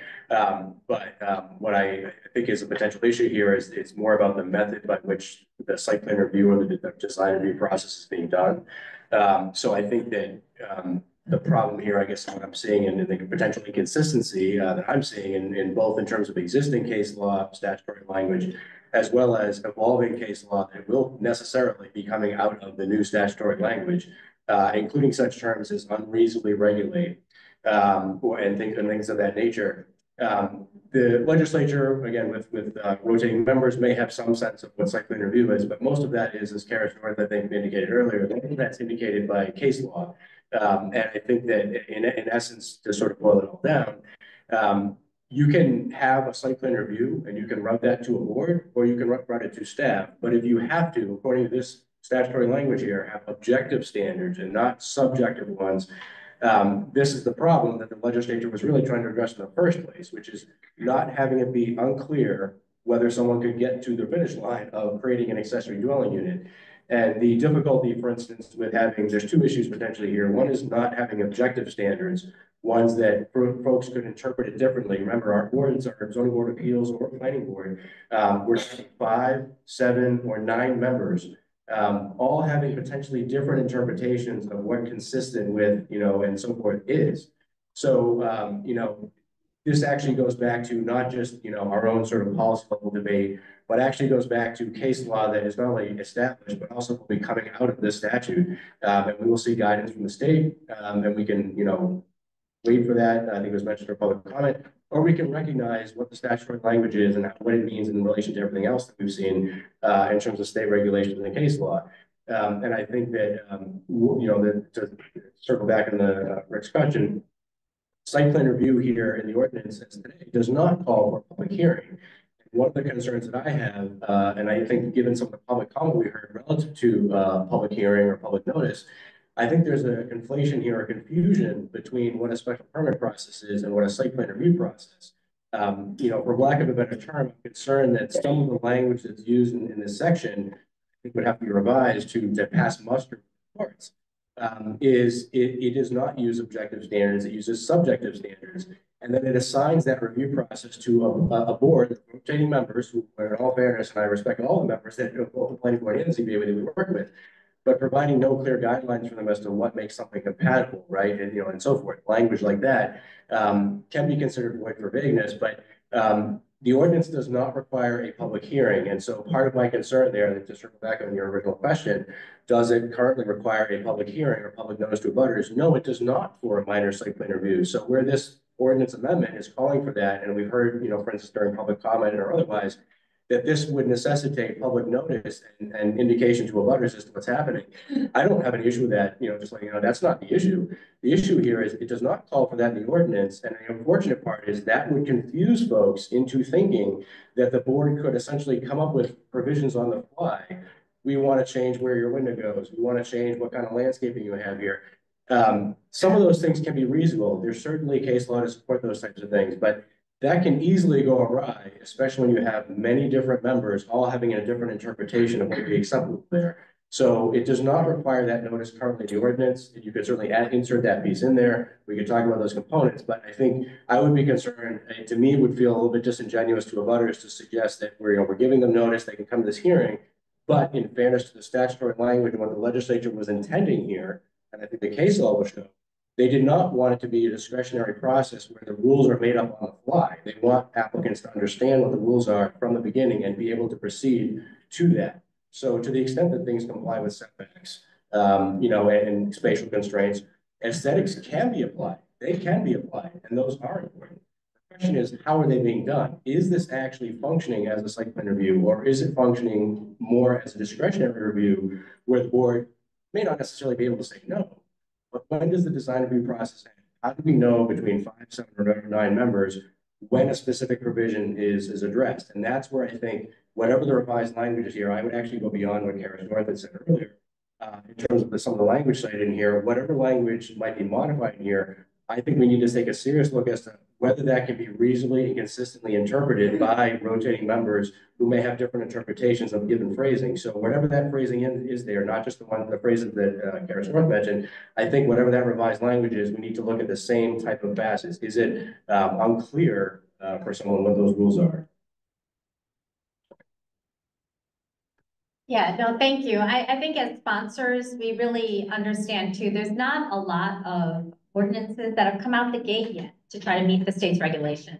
A lot of them, like I said, have already existing ADU ordinances, and they're actually the February 2nd, 2025 deadline is actually not a compliance date. It just means something's not enforceable. So we are one of the first to kind of try to come up with something, like I mentioned before, local context. What I think is important for us to know that we at this point are kind of in the driver's seat, or I don't know how to say it, but everything we're doing is, I think, forging a little bit of new space, new ground. And what I would like us to be thoughtful about is what are the tools we could use in our toolbox that can address aspects of, again, the in-law apartment experience, that learnings, to what we know we're going to be trying to bring in, given the state's kind of, like I said, very prescriptive areas. To me, site plan review, as it's written, we understand it needs to be reworked. We want to try to work with what we understand could be some of the language. We want to make it more, I think I've heard the term site plan in terms of a process versus site plan standards. There are things in an ordinance that we could codify, but I think what we have recognized is it does need to be worked. And I really appreciate the public comment. I think we'd like to keep the public hearing open. We are going to come back with revisions. We're going to probably, I also would like to see it streamlined. There is a lot of legalese, repetitive information when I look at it now for the 6th time that I realize it could be a little bit more simpler. So to us, we have our work cut out, and we appreciate all this opportunity, all of your input. Look forward to having more. Email us. But we hope by the next time we come before you, we hope to have something ready to go and with as much feedback as we could take from the community and this hearing here as well. So thank you.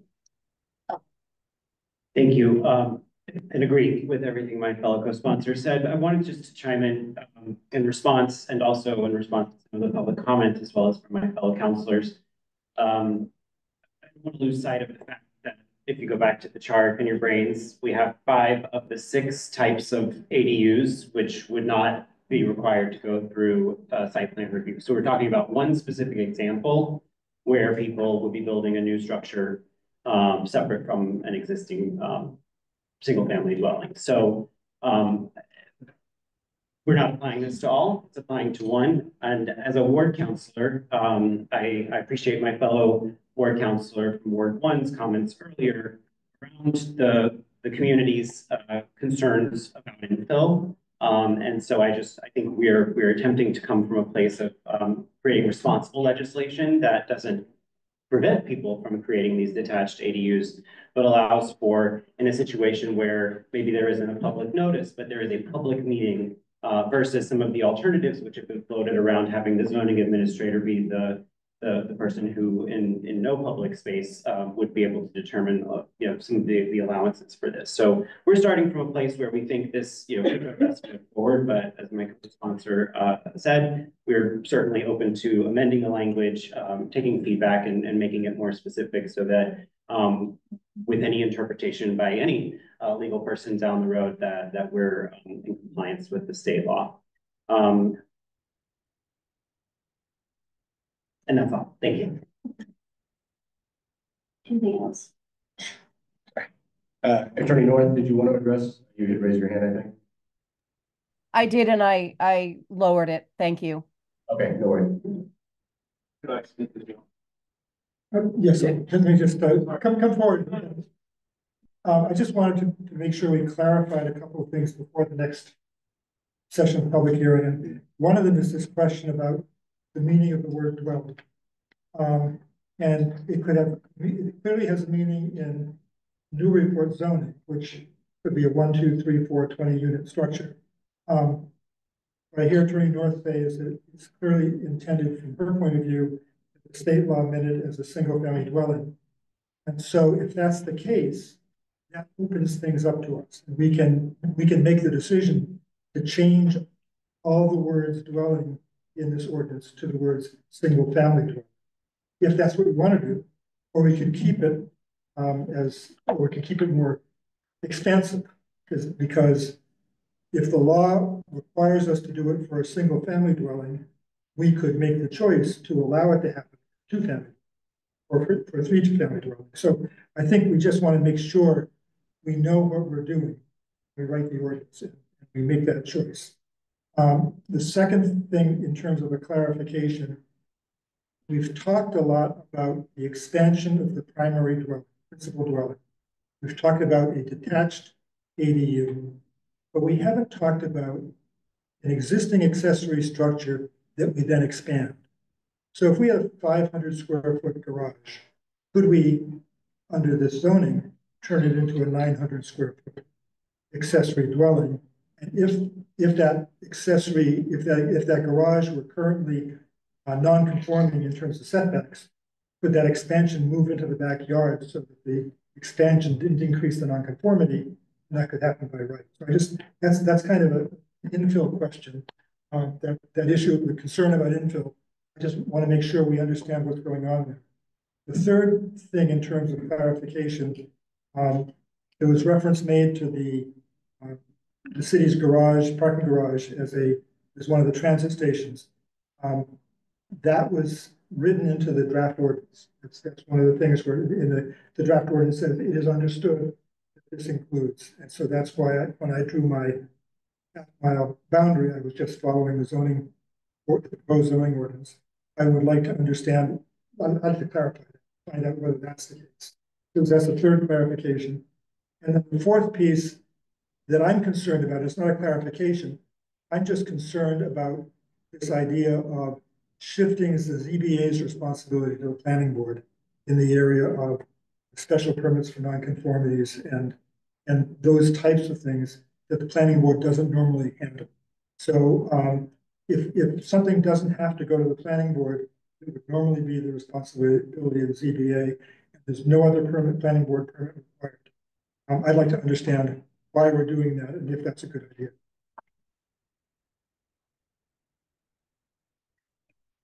Councilor Z was in speech. So I would first just have to show the list of clarifications. So speaking from a Ward 1 centric position, this is a pretty big range for me to understand. So in other words, if it's only single family homes, that's one line. If it's 2 families, then that's another line. If the parking garage is a transit station, that's a very different story. If it's not, I think the sponsors have referenced R1 a few times in the sense of maybe more like wards 5 and 6. But from a Ward 1 centric position, it makes a huge difference in what this actually means. So that's number one. Number two is to be more editorial or speak, opinion per se or thoughts. I think there's a little bit of loss of how controversial this is. In many years of experience, adding additional things on a lot is for a neighborhood, voice the neighborhood. I mean, I've had to go to a million meetings about anything from an addition to a new this, and with short-term rentals, for example, that created another sort of, so anytime there's another, I know that the technical term use is not the correct one from open zonings, but just when you add more to an existing lot, this is really what brings the neighborhood out for or against. And I feel like there's a bit of a disconnect with that, and I think part of that disconnect is because the state is frankly taking over local zoning slowly but surely, which I'm sure is the subject of different people's opinions. My opinion is that was always a local thing, that was our bailiwick, that was our responsibility, but now it's at best a split responsibility. We have to, and the sponsors have clearly indicated you have to sort of comply with the state law, but nobody from the state has to come down to work on and explain to residents, you know, if they're unhappy about a project. And that leads me to another concern, which is the whole concept of notice. It's kind of incredible to think that you might wake up one morning and you see a backhoe, and that's the start of a new unit being built in next door, potentially, you know, without having ever had any notice. That also is not congruous with years of experience and so forth. So that's a tremendous concern. And so the last thing I'll say, and I know I accept my negative Nelly hat, which is my role here. So I really see the value that it's talked about with the positive things that can come out of this. You know, the idea that it could be for a young, could be for a senior. But in my experience, most of these things end up getting exploited by developers. That's the reality I see in my experience. So if you could do a 2-family and now add a unit for 900 square feet and squeeze a few more dollars out of it, and then, you know, make that a rental, or you know, these kinds of excesses happen all the time. And having lived through a number of projects where that ended up being the reality, unfortunately, the positives often outweigh the negatives during the conversation, but then you get out into the real world and you realize, like, they're just taking advantage of it, and they're not creating that affordable unit, they're not doing it. And if they don't have to provide parking, that's a tremendous value you've just given somebody. So you can have another 900 square foot unit on your property, no parking needed, because somehow the need of a bus stop is going to count. So that goes back to my first point. And I will also congratulate the sponsors on a tremendous effort, because we have the state giving us a 2/2/25 date. But I personally have found myself consistently with MBTA, now this, and who knows what's next, questioning whether the city should continue to assent to things that make no sense, because they write things at the state level very broadly, and then they say, okay, here you go, and it doesn't always fit. Thank you again, and thanks. Attorney North, Oh, yeah.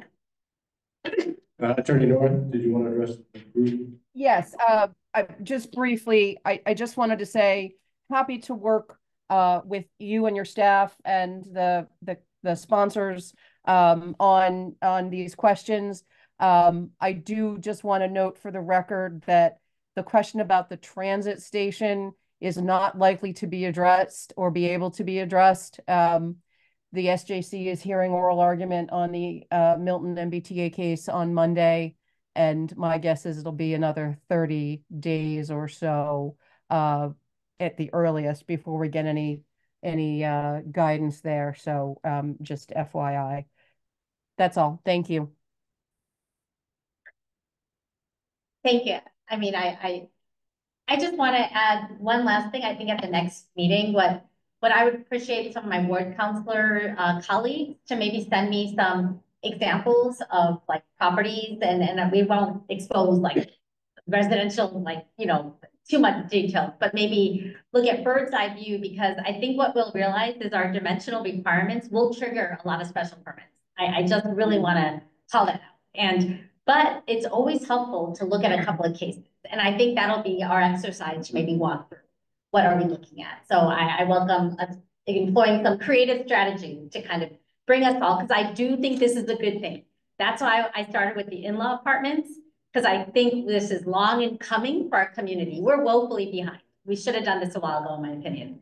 So we are advocates to make it work, but we want to make it work successfully. So thank you to the two sponsors. I agree, we have to get ahead of this. Thank you for doing the due diligence. We do have another ordinance to do tonight too, so I would like to be respectful of that. I would like to continue this. I would look to my other two counselors in the planning and development committee. Okay. So, all right. All in favor? All right, so we've continued it. Sorry, just wanted to clarify, just one because of protocols, at least to make it clear for the planning board, we do have to continue to a date certain, just to clarify for folks, so we can do that in conjunction with the planning board today. So could I have a motion to continue this public hearing to the next meeting, which is October 16th? I'll move to continue the public hearing to a date certain, You're available? October 16th. So second, okay. We don't have anybody remote, so we can do it by voice vote. All in favor? Any opposed? Okay. Right, thank you. All right, October 16th. So next, we have the Peabody, which is ordinance 176. Also, it's a continuation from our last meeting in September. Councilor Zeed, I believe, is the one sponsor here who can speak to it. I think the plan for tonight was to go through almost line by line. We can start that. Late start for line by line, but Yep, it is. I'm happy to do this as reasonably quickly as I can. I know the chair also, speak to the three paths from last time. Do you still want? Nope. Okay. A little late for the late in the evening for that. Okay. Yeah, so in the last meeting, I think we were focused more on just the broad, approach. And I'm sure that still merits debate because I realize people need to wrap their heads around the approach. So we didn't get to go through some of the particulars of the ordinance. I'm not going to literally do line by line, but I think section by section to give you an idea of that. So I can do it in about 10 minutes or so. So the first thing is the form and structure of this is an overlay district. And so the whereas and really the purpose are designed to establish the uniqueness of the lot, which is typically a question mark when there's overlay districts, what justifies an overlay. And we make some arguments and intent statements as to why the Kmart site in particular is really worthy of consideration for an overlay district. Whereas it's oftentimes can become a question and certainly that. The second one is the purpose, and the reason I want to just talk about that briefly, it's not an incredibly weighty paragraph, but just to clarify from the last meeting and really just try and get on the same page. The intent of this ordinance and the establishment refers to the area inside black dash lines. That is the last page by appendix, and I know we got a little hung up on that last time, and for good reason. But this is really the area that we're trying to discuss in the proposal. I will say that we acknowledge and we understand that there have been and are questions about should this be bigger than this black dash line? Should we try and address potential future development both within the plaza, so to say, and possibly beyond that, say across Low Street and so forth? I think that's a public policy debate. I can tell you from a sponsor standpoint, we are obviously trying to triage a situation that we view as happening in real time with this site. And so rather than take too big of a bite all at once, we were trying to address the spot, but with the understanding that we just don't know. We don't know what intent might be for those other lots, and that there may be consideration for that. So the next part is the establishment of the district. So that continues on with the uses and regulations and just sort of those things.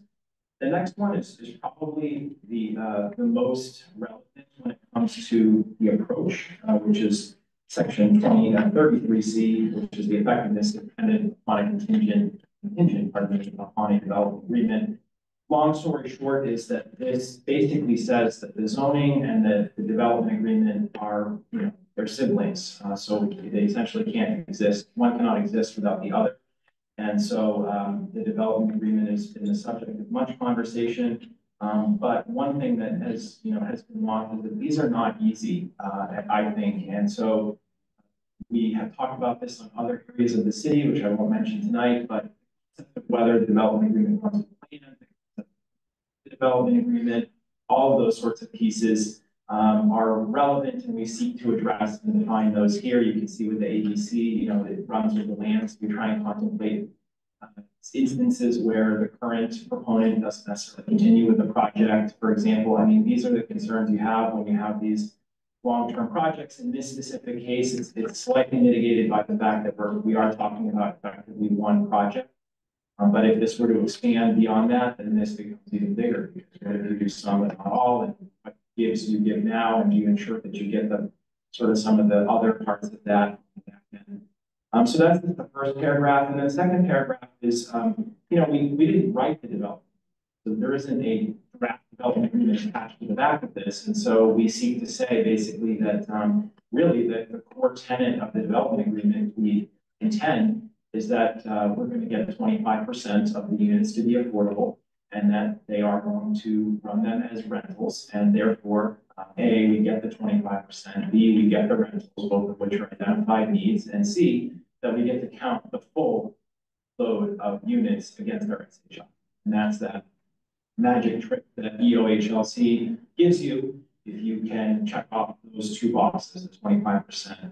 So one differentiator here between this and 40B is that, 40B is a little bit more focus on this. There's more 20 to 25% conversation. So you may not get 25 if it does end up being a 40B, and I can certainly address that in a little bit.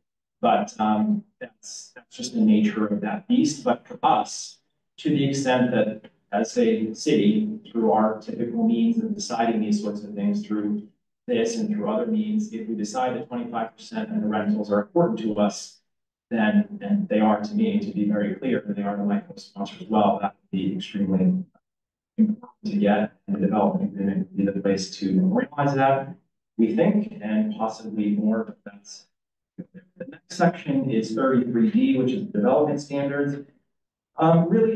So first thing is to again hit the nail on directly with number one. This probably could be stricken or could be contemplated to be stricken just to avoid any lack of clarity. It seems clear that the developer is interested in building one ginormous building on this lot, whether that's acceptable or not to the city, and whether we have enough leverage, so to say, to compel something different is a conversation. The livability of the development has come up a couple of times. The idea of building, one single very large building, it's a question mark. And I think in other contexts, say if we weren't facing 40B concern, would probably be top of mind. This is the massing, this is all the terms you hear all the time. So we can probably lay aside number one if we wish. We certainly can understand the developer seems to wish to really go with that there. And similarly with number two, we did contemplate that if there was any subdivision, we want the whole thing to go together, because we thought there could be continuity to be created there as opposed to separating things out. Number three looks like a lot, but what it does is incorporates by reference 40R. So rather than copying and pasting 150 pages of 40R, you have by reference again to several of the most relevant sections. These are tried and true, so to say, because we've had actual projects developed against them. So the process, the dimensional parking requirements, the requirements for affordability, which, as you know, in 40Rs is 25%.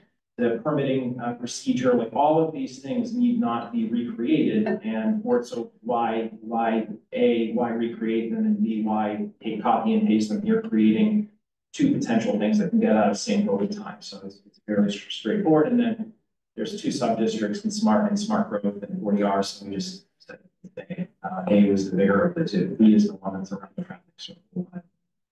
It's true out there. Number four is, where we get a little bit of differentiation, I would say, between 40R. So it's not a pure 40R, deviations or movements away from the direct 40R, but basically this establishes, and to the chair's questions earlier, what's the process, what board works through things. In this case, we establish a PAA, which is the Plan Approval Authority. It is the planning board, so you get another cool name out of many. And it's really the key here, I would say, is this isn't, I don't think this is a very novel thing. I think this is fairly straightforward, spec permit type thing, because what I'm saying here is that we did make this as of right. So I want to be very clear about that. It's always a question mark, whether something will be a special permit, will be as of right. In this case, you see in the last line there, it says an as of right. So that is the nature of this. I do view that personally as a concession, but probably an important one. That's obviously something to the planning director's point. They want to see the end. They want to see a clear path to the end. They don't mind if they have to necessarily go through some things, but there has to be an end there. It can't be a journey with no finish, with no ending to it. Okay. And then going on to the next page, we really get into, I think, at least traditional zoning type things, maximum height, 4 stories, 45 feet. We did have a maximum footprint of 22,000. That obviously, if we sort of acquiesce in the single structure, probably needs to be probably in the 60s, is my understanding, high 60s, 68,000. We did ask for some open space. This ratio, doing it per dwelling unit, is not atypical, but it is something that we thought would make it more livable, just to have some, not covering the square inch of the lot. And then we did, just in context for the previous presentation, we asked for no waiver of the parking requirements. We would be intended for those to be hard, but those are the 40 yard requirements. I think most people feel that those have been reasonably successful, so it seemed like it would be sensible to continue with them. And then F is an interesting one. It actually calls for density with a minimum density. So remember, if you loop back to the concept of trying to hit SHI, we didn't want to go the other way and get too light a development, ironically, and then not achieve the goal on the other end. And I would refer to Director to give you SHI math if you want, but we sort of have an idea of how many units we need to get there. And it's a finicky thing because whenever you build a new unit, you're mucking with both the numerator and the denominators, and that gets the benefit. We really need to get all the units to count, I think, to get that comfort factor. If we don't get all the units, I'm convinced we will hit SHI minimum, which is bad for risk of other 40Bs, but it's just also that's one of our goals. And if we can get it, I think we'll get a certain measure of durability. You never know, right? More units can come online and throw you back off, these census can happen, but we got to do the best for what we can. And then section 5 is really all about public infrastructure and potential future public costs, in my opinion. So we're really formalizing an ask here to DPS to basically give us, some input on the availability of water, the availability of sewer, the transportation around the area. We're not asking them to make decisions, we're asking them to give information. And so we think that they should have that opportunity. I think there's a lot of conjecture out there about the resilience of our systems. And I think generally the understanding has been that maybe there's some level of capacity in the plants, but collections for sewer and distribution for water are potentially limited. We know that there's a lift station serving this area on Story Ave that may be a question. And we also know that, by common sense, if we add 212 units to this area, it's hard for me to know traffic. There'd be nothing, nothing new is required. And that's bad for the people when they live there. I think most residents would attest and did the last meeting, the traffic be challenged down there. So I think then this is your usual boilerplate. So I'll just close by saying that I know the chair doesn't want the 40B conversation, but just to say we are in a tough spot. The unfriendly 40B is a risk that we face, and we try and mitigate that. One path is the mayor's path, which is to try and do a local initiative project, which is also known as a friendly 40B. Both of those really, they put the ZBA, the Zoning Board of Appeals, becomes the board, and they essentially become the negotiating arm of the city. They work with the developer, they become omnibus. That's why they call it comprehensive permit. So they supersede, there is no local zoning, there's no conservation, if it were to apply, there's none of those things. And so they would work with that, and their goal is to try and issue a local permit as best they can without sending the developer over the edge to go to the state and appeal a denial, for example. So frankly, the city council's out of it, the planning board is out of it. Frankly, the executive branch is out of it as well. The zoning board becomes your central, negotiating body, if you will. And what the friendly 40B buys you is that you get some measure. This is my learning, so you can ask the attorney for your own research for yourself, but you buy yourself some measure of comfort on what the application will be when they go to ZBA. But anything can happen, and I think, again, we're really driving towards that 25% all rentals. And it doesn't seem, I guess, that you would get it in those cases, and I think the defensibility of the development and all that, things that can be discussed. So that's why we hope that this can get some consideration, and frankly, even if the lit goes forward, the sponsor and I talked about this, we were like, well, if the lit goes forward, what do you do? And I think there's still value to us showing an economically viable project. Some have said it's worth very little with the state. I'll take very little over nothing. And I really want to be able to tell residents, I did the best I could to drive a good outcome here, and if it goes out of our control, so be it. So a lot of effort, and if it becomes sort of mooted, so that was 10 minutes, kind of be close. So I'll yield there and see. Questions?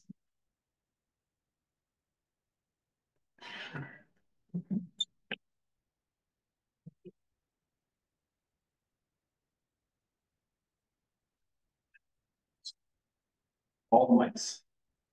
Thank you for the presentation and the effort into this particular amendment. The main question I have is, in the last meeting, Attorney Lee had mentioned that what we were presenting, so I'm wondering, we've had discussions with them about this, you know, what the utility is and going forward, we're not going to be, you know. Yeah, I think it's a fair question. First thing is, this is not meant to stop the project. So I think that's an important, just simple thing to say. I think the intent is to recognize being a tough spot for 40B, but not laying down and accepting absolutely everything given. So that's the push and the pull, whether that happens between the ZBA and the developer eventually in a 40B process, whether some of that is mitigated or slowed down by a friendly agreement, or whether it comes down to zoning. We have to try. I mean, that's what I'm kind of hearing from residents. You have to at least try. You can't just throw your hands up and say 40B, you can't do anything at all. So we really actually intended to give, in large part, what was asked by the developer, which I think will make some residents unhappy, understandably so. It's a big project. It's a dense project. It's a single building. It's at a place where it's in a tough spot. So to answer your question, yes, we have efforts were actually made prior to submission of this to communicate with the developer. We didn't hear back per se, but we did make further efforts afterwards. We're open to suggestion, I would say, on this, if this is a path that can have viability, and if it can't have the developer, I still think the city needs to do what it can. I'm on the city council. This is what I can do, so I'm doing it. So I don't know if that helps explain, but we're not going to stop and just give up. So we will continue through the process. We hope the planning board can run a recommendation, like the previous sponsors, the changing language and words and things like that. But I don't think we should view our negotiating position as zero.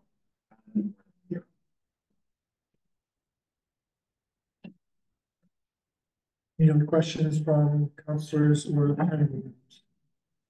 I have one question for sponsor and another question for Attorney North. In terms of the reference in the ordinance to sub-district A. Yes. I assume you've seen the MBTA proposal that is in process, and I wonder whether you had considered sub-district C as an alternate to that, or whether it's just too early for that point. Yeah, we did. I mean, we did talk about it. We couldn't reference something that isn't codified yet. So the C is paper right now, at least as far as Muni code goes. But it's all a lot of timing problems with this, right? Because again, we're not in control fully of the process. If that can work through and there's a cogent argument for C, we can certainly consider it. I just didn't know when you would look at it. Yeah, we stuck with what's out there. And then for Attorney North, I understand your opinion on the issue of impermissible contract zoning. I have a different question about this, though. And this is not a substantive, right? It's really a process question. Do you think that the requirement for a separate development agreement would affect the as of right character of the ordinance for the purpose of a majority versus a 2/3 vote at the city council. No, it's still going to be a 2/3 vote. Oh, well, I'm just, what I'm saying is, this is it's presented as of right, so that if that development agreement weren't there, then it would be a majority vote. But you're saying that it becomes a 2/3 vote because of the development agreement? I'm sorry, you're talking about the approval of the approval of the underlying application. I apologize. Or do you mean the approval of the zoning proposal?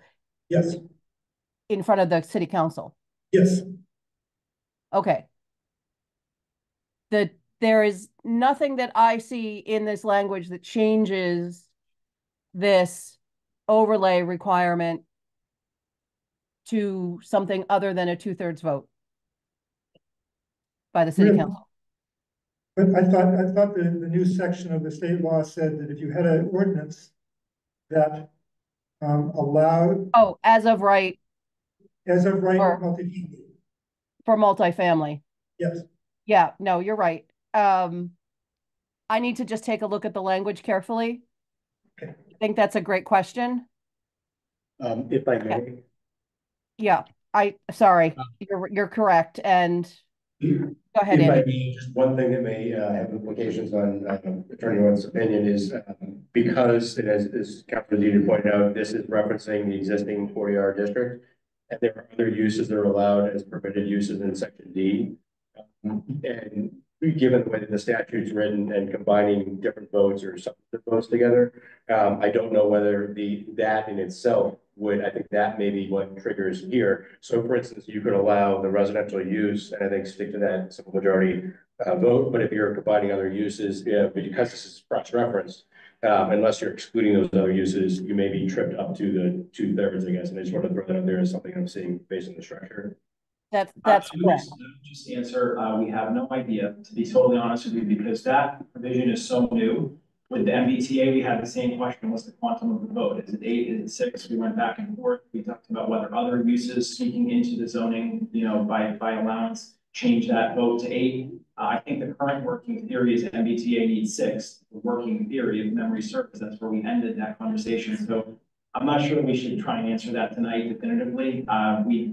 Yes, I mean, if you're doing multifamily by right, they said 6, but right. I think, again, I'll defer to Attorney North, and obviously we can follow with this, but I think that seems relatively clear to me. I think the reason why, in the case of 40R district, I know going back to the discussions we've all had on that, the reason why that one isn't necessarily an issue to keep the commercial or other components in there is because it's an existing 40R smart growth district. So because that statutory provision about the voting did take into account the possibility of someone basically, having an existing 40R district. And again, I'll defer to Attorney North, but I think here we had the possibility, and only because we were working with an existing grandfather, for lack of a better term, 40R district, where because this would be a new district, it's not, just an expansion of the existing. Yeah, with due respect, I'm sure that's statutory. I mean, I've never read that in any of the 48 sections about grandfather, and that's an invention of the OHLC, in my opinion. I haven't read. I read guidance. I don't read the only thing I read in 48 is multifamily by right equals 6. Well, majority, which for us is 6. That's what I read. So I just want to say, let's ask the question, but let's not try and debate it here. Yeah, agreed. MBTA, I have a definitive ruling from a long conversation with the Attorney General's office, and I'm comfortable where that landed at majority vote. I need to do some of that same analysis, and I'm not going to do that on the fly tonight. Thank you, Aaron. Are there any other questions before we open the public? Okay, in that case, we'll open public comment on this. And again, please come to the mic and give your comment, and try to keep your comments to 3 minutes. Yeah. Good night, good evening, sorry. It does feel like good night. Julie Walker, 13 Eagle Street. I'm here tonight to express support for affordable housing. As many in the room share similar opinions, sure. But I need to state why I feel this way. I've believe that the high cost of housing is one of the most dire issues facing our community. Our city is becoming increasingly unaffordable for both new residents and longtime residents. In just the 2 decades since my husband and I moved here, this community has become a place that we could no longer afford to move to as people who are just starting out and starting our career. And we are on a course we need to correct. We need to make it possible for people who work in our schools, run our programs for youth and seniors, answer our emergency calls, and keep our city running to afford to live here. We need to make it possible for our children who grew up here to make our home here.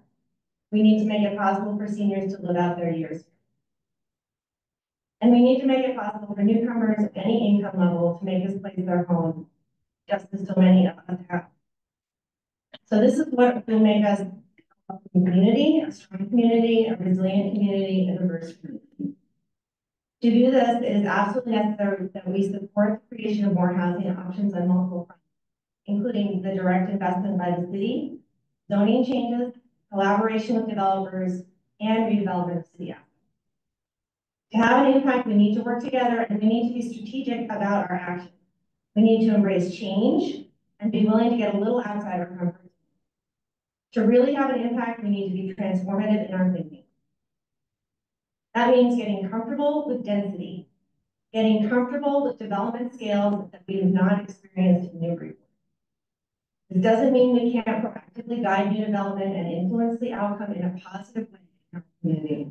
We can still influence how that development looks, how it interacts with the area around it, how it supports our broader community goals related to affordability, resiliency, and economic vibrancy. I think important progress has already been made on the housing proposal for the Kmart property, and that we should acknowledge that progress and continue to work with the property owner to make that a reality. That being said, we can continue on multiple tracks. This development proposal can result in a project that has a significant and positive impact on our housing supply and can start to transform this area of our city into a mixed-use, vibrant area. I encourage us to continue that process. That doesn't mean we have to stop working on the rezoning for the rest of this area, which I believe has the greatest capacity to support the type of development we need. So let's continue on parallel tracks. Let's make use of the technical assistance grant the city received from the state to work on zoning for this area that will support the creation of housing and guide the development of this area in a way that brings greatest benefit to the community as a whole and the future residents who will live here. Let's make use of zoning experts, develop our professional staff to craft the zoning, and let's do it through a transparent process that engages the community and starts by setting goals for what we'd like to achieve here. Thank you. Thank you.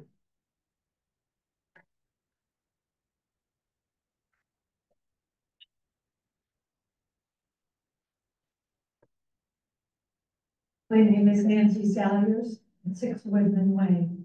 I came here 2 weeks ago for the last meeting and spoke about transportation and the congestion of this area. I heard nobody speak against affordable housing or against this unit going up.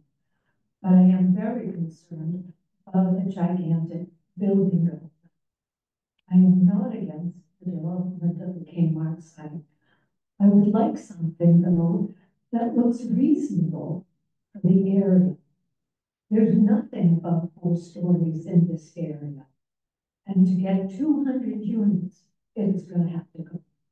And I just don't think that's fair to us who live in this area to have a gigantic building going up and no one looking at the aesthetics of the area. People talk about aesthetics in the historic area of the downtown area. I think those of us who live here should also have something that fits into the neighborhood, not one huge group. Thank you. Yes.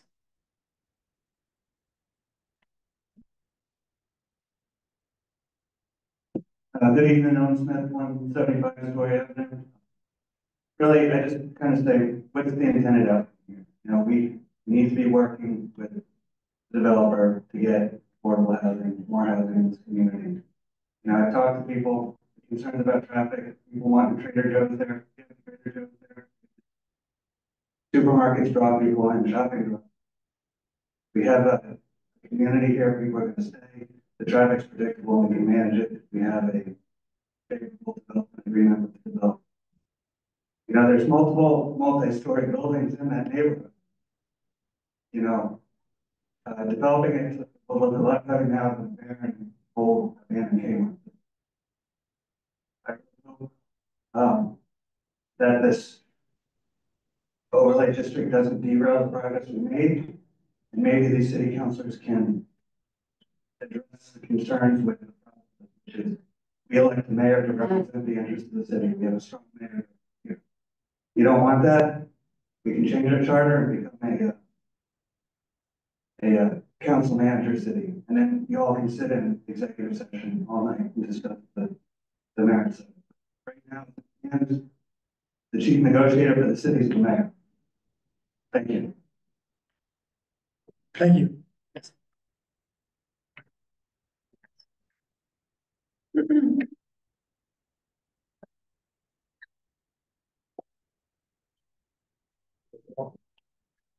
Judy Timon, 39 Lime Street, and I just want to say that I agree with everything that Juliet Walker said. I think we do have a chance to make it look like a compatible, to look like a great neighborhood.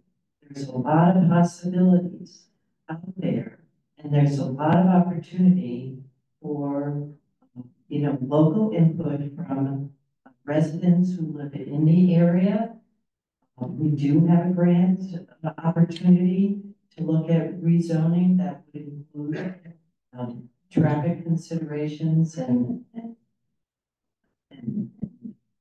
the aesthetics of the area. But we do have to embrace change. It's going to be difficult. It's not going to create new housing is going to put us all of us out of our comfort zones. And we have to go there because this is what's going to make our community a vital community. Economically, the businesses are saying they need more housing. They absolutely desperately need more housing. People that Juliet talked about, teachers and people who work in town, businesses need more housing. And eventually, you know, with a population that is getting older, those people need housing as well. I think there's a lot of possibility for great development in this area. Thank you. Thank you.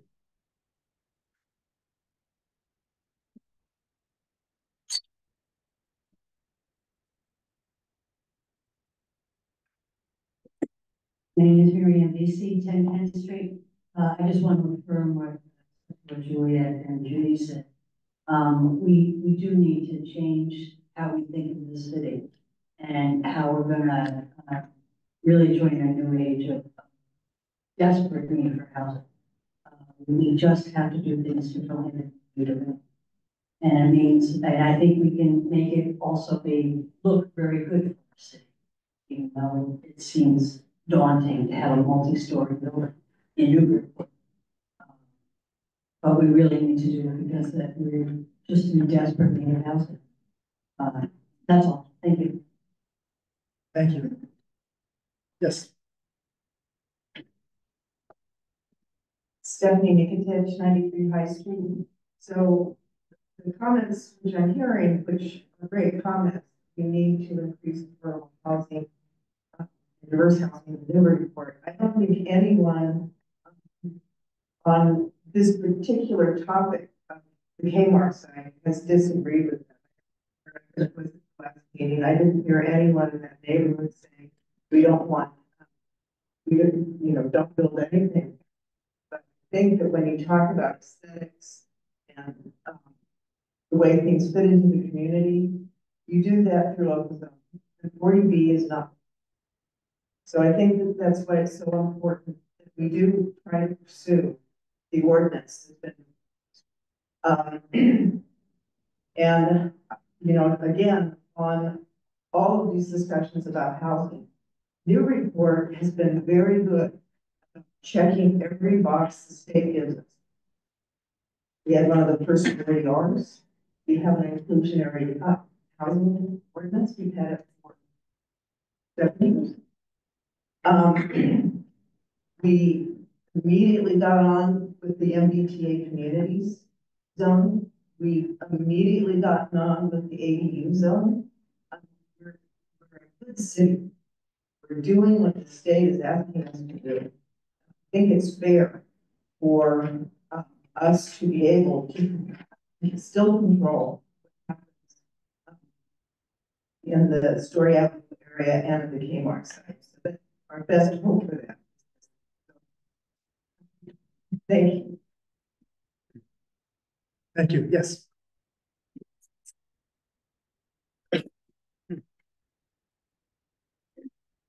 That truck, 144 Bow Street, and this isn't my neighborhood, right? It's not technically my ward, but I'm right down the street from it. And I'm telling you that I would like this to get built as soon as possible. I am aware that the cars back up a little on Low Street during rush hour.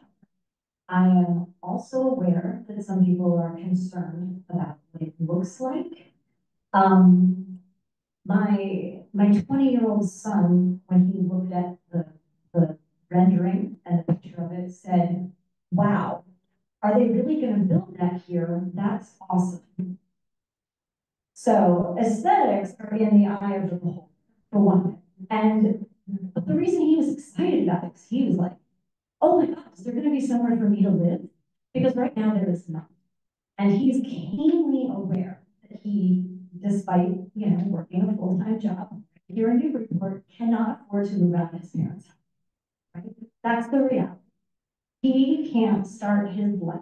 Ditto for his older sibling, who also works a full-time job in New York. Cannot move out of their parents' house because there's nowhere for them to go. Building this, and yes, I know we all want it to be affordable, but building it is what we need to do. And so I, of course, support whatever we can get out of this development deal to make this walkable and open and clean. But when we're talking about I heard the Ward 1 councilor say we were talking about making this livable development. Livable for who? If we're talking about aesthetics, that's more about us. I want this to be livable for the people who are going to live there. And in the way that's drawn with a building that has these cutouts of open space, I don't think that's something really different than, asking for course. I think it's going to feel the same to the people who live. But when we're talking about aesthetics, what does it look like for someone who's desperately trying to find some place to live? I think it looks. Please support getting this done in a streamlined way. I trust the mayor on this. I think he's already been working. I hope you would ask yourselves, is going down this zoning route going to do us more harm than, are we standing on principle or something that could then just be like, well, now you don't get anything you want? I think that would be a huge mistake. So please think about that. I know at the last meeting, someone said, counting on you to do this the best way possible. The best way possible is going to get us in house. Thanks. Thank you. Is there anybody else? Let's come forward.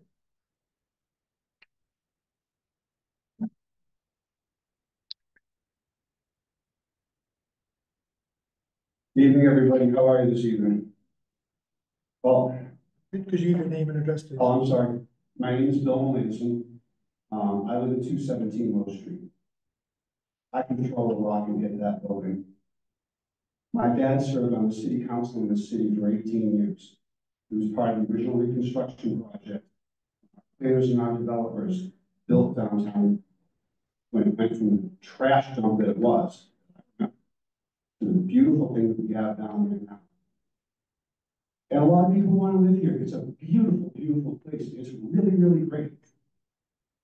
When I was 8 years old, there were 8,000 people living in this city. 8,000. Not 18,000, 8,000. We had horse farms. We had 2 movie theaters. We had bowling alleys. We had roller skating rinks. I worked at Kmart. This is where the school was. I went to school, born in Jake's Hospital. And I'm looking at this. The way this is developed, the way their drawings look at this, they're going to bring that building down to ground level on Low Street by their drawings. There's going to be a significant runoff coming out of that park. I don't know if you guys know how much water that. We already have problems with our infrastructure. When the new buildings were built, up behind the Dunkin' Donuts, those really, really nice apartment buildings. What happened to our water lines and sewer lines on Low Street? How many patches do we have down Low Street? I have 4 water main breaks within 100 feet of my house. We have a 100-year-old pipe running down that street for water. We have a 100-year-old pipe running down that street for sewer. We have a 100-year-old, almost 100-year-old pipe running down that street for gas. That load on this infrastructure is going to blow this whole thing up. If they're going to do it, they've got pipes all the way down that street, end to end. You're going to need to. It's going to be a huge project. The loss of retail space. Newburyport is a dying city. When I was young, this community was vibrant. You could shop in this town. You didn't have to leave town for anything. Now you have to leave town for everything.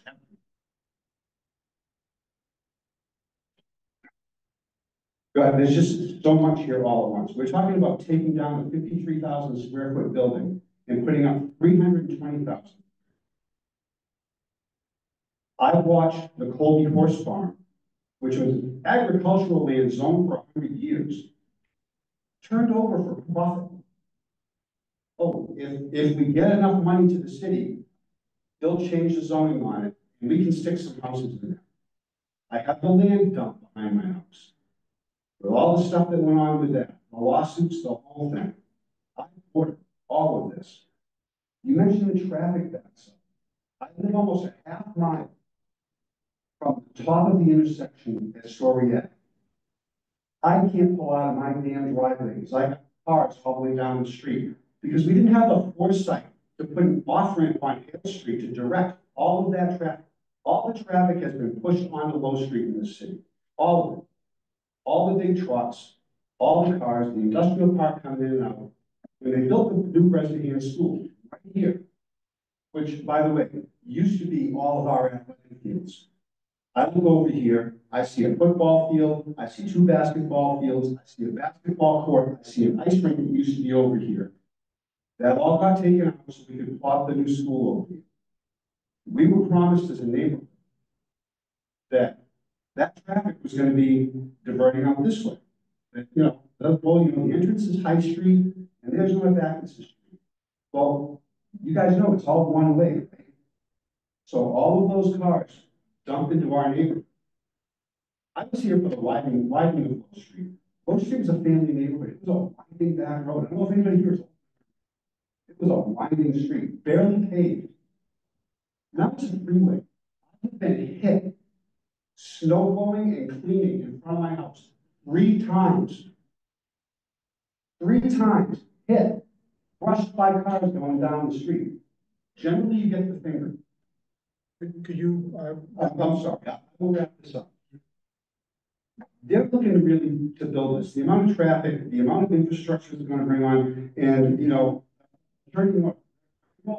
really, really nice presentation. And his comment was, we know the neighbors will be upset because there's going to be more traffic and more of this and more of that. But it's already there. My property value has been destroyed by what has been done with the north end of this city in the past 15 years. It's turned into a nightmare. I love living here. It's harder and harder and harder to stay. Now, you were talking about your kids want to live here, affordable housing, right? 25% off retail, am I roughly correct on that? 25% off of what retail rent would be is what the affordable housing is going to be. That apartment up there, make no mistake, that little 1-bedroom apartment is still going to be $2,200. And if your kid's making $15 an hour, that's $2,400 a month. That's no food, that's no nothing. If they're gonna do this project, they really need to look at the infrastructure. Because at the end of the city, we've been taking a run for years. And I appreciate you guys looking into it. I'm sorry, I'll shut up. It was just so much. It's really wild. Thanks so much. Thank you for your comment. Is there anybody else who would like to speak to this proposal? Is there anything online? In that case, I will close the public comment and bring it back to councilors and planning board. Are there questions? We want to, and Councilor Z as the sponsor, how do you want to proceed? What I'm looking for, which is to go home. So I think continuing tonight is understandable. It's been a long night. We know we need to do a little bit more work. So it's fine. I don't know if anyone wants to stay on for the ride. I would prefer that, but certainly not looking to send it out. It needs help. Understand that. Are there any comments we want to give them? Do we want, so if we're going to continue this, do you want to continue it to the 16th or do you want to continue it to another day? Because I think doing 2 in 1 night is a bit. So my question is whether we want to continue the public hearing, or whether we want to close the public hearing and continue recommendations on it. Is there a desire? Any question about that? Well, if I may just offer for your consideration, I know sometimes there's the two paths to be taken versus the board staying together, only to the extent to which the sponsors might have a revision to it, and you may want to, have that discussion, public hearing and so forth together. I'll revert to you, but that may be beneficial. I think we should keep it open. Okay. Do we have a preference in terms of our schedule? So if you did November 6th, we have MBTA communities going to do that night. Now, I don't think that's going to be a lot. I think if we're going to do it, I would not do this the same night as the ADUs. I would say the 6th. Okay.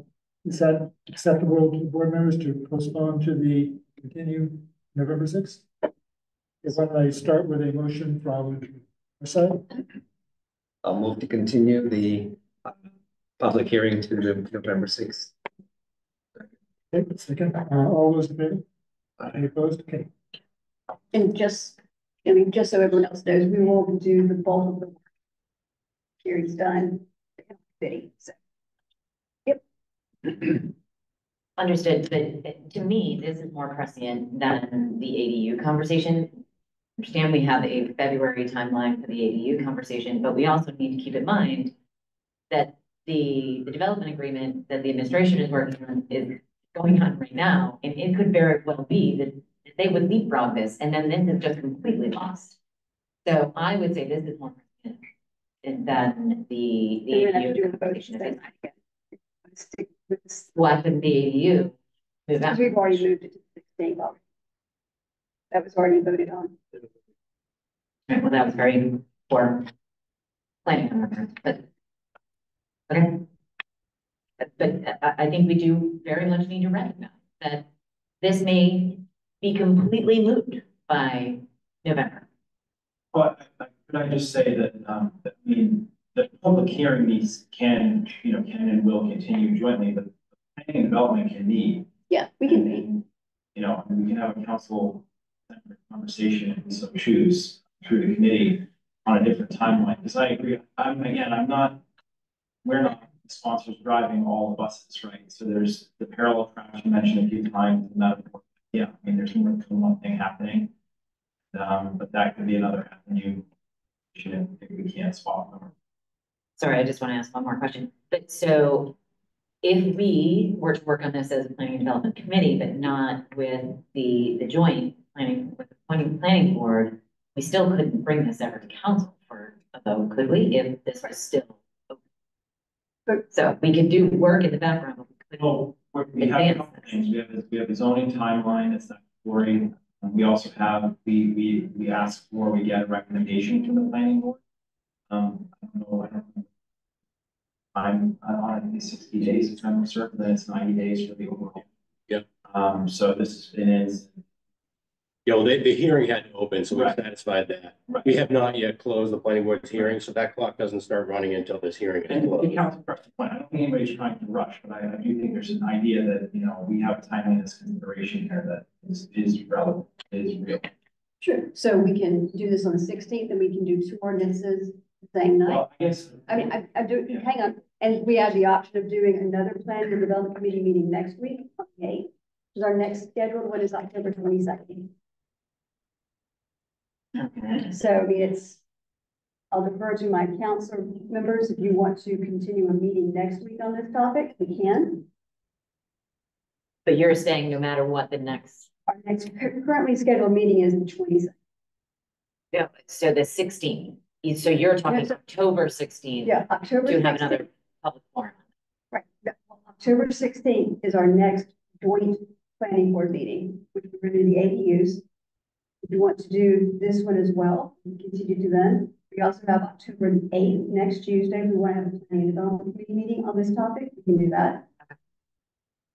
I think it would be most fair if we handled Peapod first on the 16th and ADUs second, given none of us are feeling terribly fresh. I think at this point, given how long we're at this, so maybe give the fresh first position to Peapod and then. That's fine. We can do that. Is that something that you want to, you need to change your vote here? So we also have the Recreation Youth Center on the 16th. It's a huge meeting. We could reconsider if it's going to be another midnight meeting. And we have to figure out what kind, I mean, we'll have to figure out what the sequence of, I mean, a lot of the same people are going to want to be here for Recreation Youth Center as for. Well, I think unfortunately, if you don't do the 16th tonight, then that option is gone. So my respectful request would be, can you do the 16th and then we need to continue it from there? We can, but if you don't run the 16th tonight, that option is lost. Can't come back. So Does that mean it goes to the ADU then? Well, we can decide that particular sequence separately, but I guess that would mean that we would have to reconsider our recent vote and then revote. So would anybody like to move to reconsider last vote, which is continuing it to November? I'll move to reconsider our vote on the motion. Okay, all those in favor? Any opposed? Okay, now could I have a motion to continue our public hearing to October 16th? I'll move to continue our hearing to the October 16th. Thank you. All those in favor? We'll figure out what the sequence is, because these are 3 important things, and last one may get short, so I'll work with the planning director. Okay. Yeah. All right. So with ours. Motion to continue to October 16th. Your second? Second. All those in favor, say aye. All right. Good morning, adjourn. Motion to adjourn? Yes, second. All those in favor? Aye. Okay. Yeah. Do you want to meet? Let me give a couple of minutes for everybody to leave. What are we gonna do? And. Should I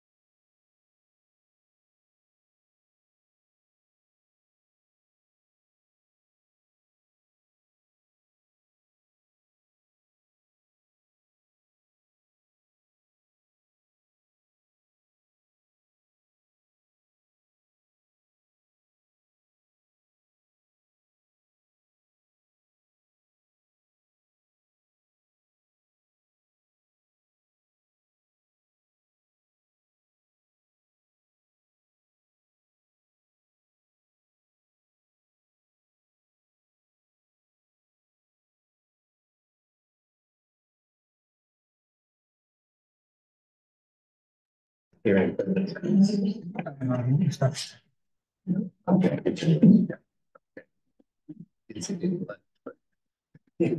Okay, let's. Lost a couple members. Yeah, longer break. Way over there. Yeah.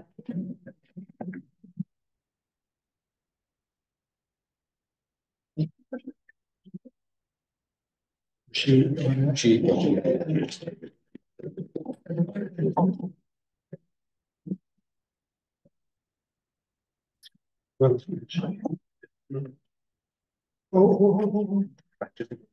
Yes, because we're gonna go. This is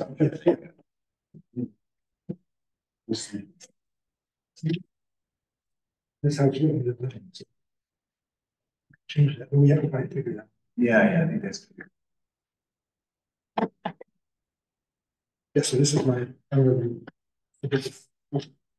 You sketch? You sketch? To see that, yeah, because I was trying to do that. I was going to do that. We have. I'm sorry. I didn't, we have. Visualize that. I know. It's gonna be. I know what we do. Yeah. Well said. Okay. So, our next order of business is, It's a continued, yeah. continued public hearing for City of Newburyport 59 Low Street major site plan review, and I understand there is another request to continue. There's a request to continue to the meeting on the 16th. And I know we were just talking about zoning matters being continued that date, but that's the date the applicant had requested to continue to, I think our original assumption was they might be first on the agenda. We advised them that they may be pushed because of zoning matters. They were fully aware that that night, hoping that the zoning matters would play. So can I have a motion to continue this to October 16th? Motion to continue 59 Low Street to October 16th. Second. Any discussion? None, all in favor? Okay, and moving on to general business, and I think we're going to pass these minutes on to the next agenda. meeting. Yeah. And Caitlin, you have to send us the form. We don't have the 16th. I'll get you. Okay, great. So then we move on to the next item of general business, which is the consideration of 3 Center Street. We had I'm not sure how much you want me to say about this, but we had an executive session at our last meeting, and out of that came the possibility of a vote to reconsider our the vote that we took on September 4th, which resulted in a denial. It was a motion to approve, but the motion failed. And so I guess we have to think about if we want to make a motion to reconsider. Again, if we did that, when we would do the reconsideration. And I don't know if you want to say anything further about that, Andy? We'll defer to Karen Soros, our attorney as well, who's with us. But I guess the only thing I would say is just that, again, this is just my perspective as as planning director, but recognizing that we do, the board did have the opinion of council at the time, and that it may be then difficult for council to defend the board's decision if it's in disagreement, if the rationale is in disagreement with council. That seems sort of at least reasonable to ask the question, is that the path the board wants to go in, recognizing that, again, I'm just looking at my own lens, like that's probably a pretty big piece of what the court would be looking at, is saying, is this, sound judgment? And, I think here they're going to be looking back and saying there's an immediate contradiction there between the board's finding and what was conveyed by council. So from my perspective, it seems at least reasonable to reconsider, to discuss the possibility of reconsidering that, as opposed to going down a path where it would seem perhaps out of the gates that, it may not be a viable outcome. But I'll leave that to you folks. I don't know, Karis. Yeah, I just want to add, and Andy, I think that's a perfectly fine summary. I just want to add to please be careful as you are discussing whether or not you want to reconsider, to not discuss some of the details that we discussed in executive session. That's all. And I'm happy to answer any questions. I guess one question for me would be, when you say not to discuss any of the details that we discussed in the executive session, did I just step over the line by doing that? No. Okay. Thank you. Thank you. I'm not sure what it's not really clear what the, If I can try to help a little bit, I think that you can ask factual questions, but you should try to refrain from any detailed discussion of the legal advice and strategies that we discussed and potential issues and outcomes, if that's a little more. Yes. Oh. Okay. So I'm prepared to make a motion. Okay. Yeah. Without any projection as to outcome, I'll make a motion to reconsider the September 4th decision of the board, which resulted in the denial of the 3 Center Street permit application. And I would recommend, based on schedules, not the least of which is what we just rescheduled before, that we reschedule this to November 6th, I believe. 6th, okay. I'll second that motion. Is there any discussion on this? This is just discussing whether we're going to actually consider it again, and understanding that this is not reopening the public hearing, it's just reopening our deliberations. Heather, did you have anything to say? I just have a question. So, and for me or anybody else who wasn't here September 4th, are we just observing in that meeting, or are we actually discussing as well? We did not contribute to the vote. That's a good question. Attorney North?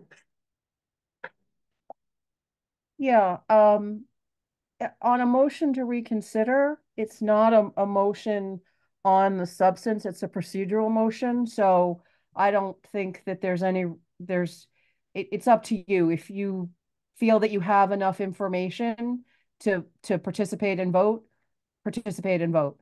But you're not voting on the actual substance of the application. You're just voting on the procedural question. Yes, but then moving forward to night when we do reconsider, do the same members have to be part of the deliberations? So, yes, anybody who was eligible to vote on the original application, as long as they are obviously present, then they can continue to vote on the reconsideration if you vote to discuss and potentially reconsider. So essentially rewinding the clock to the same members that were eligible, right? Yes, but I guess the question, they don't have to be the same people who were at the original meeting that we voted. They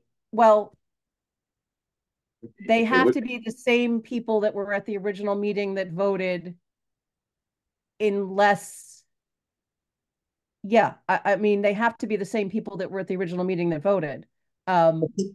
If they're not available for the next meeting, that's fine, but there's nothing that you've done in the interim that would disqualify anybody under Mullen from participating.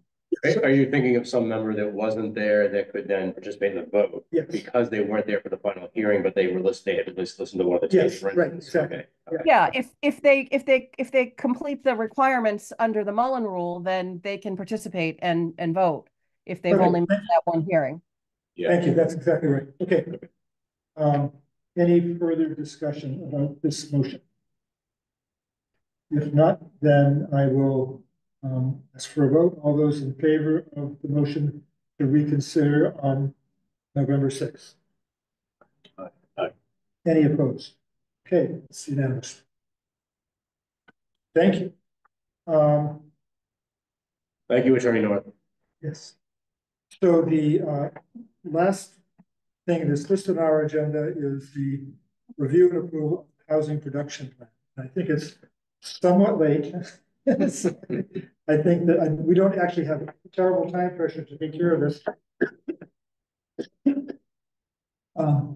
But I would encourage you all to take a look at it. I went through it with the Planning and Development Committee, and I think there's a lot of meat in there, but there are also a lot of questions. So I would encourage you to take a look at it if you can, and we will hope we can get to it on the 16th.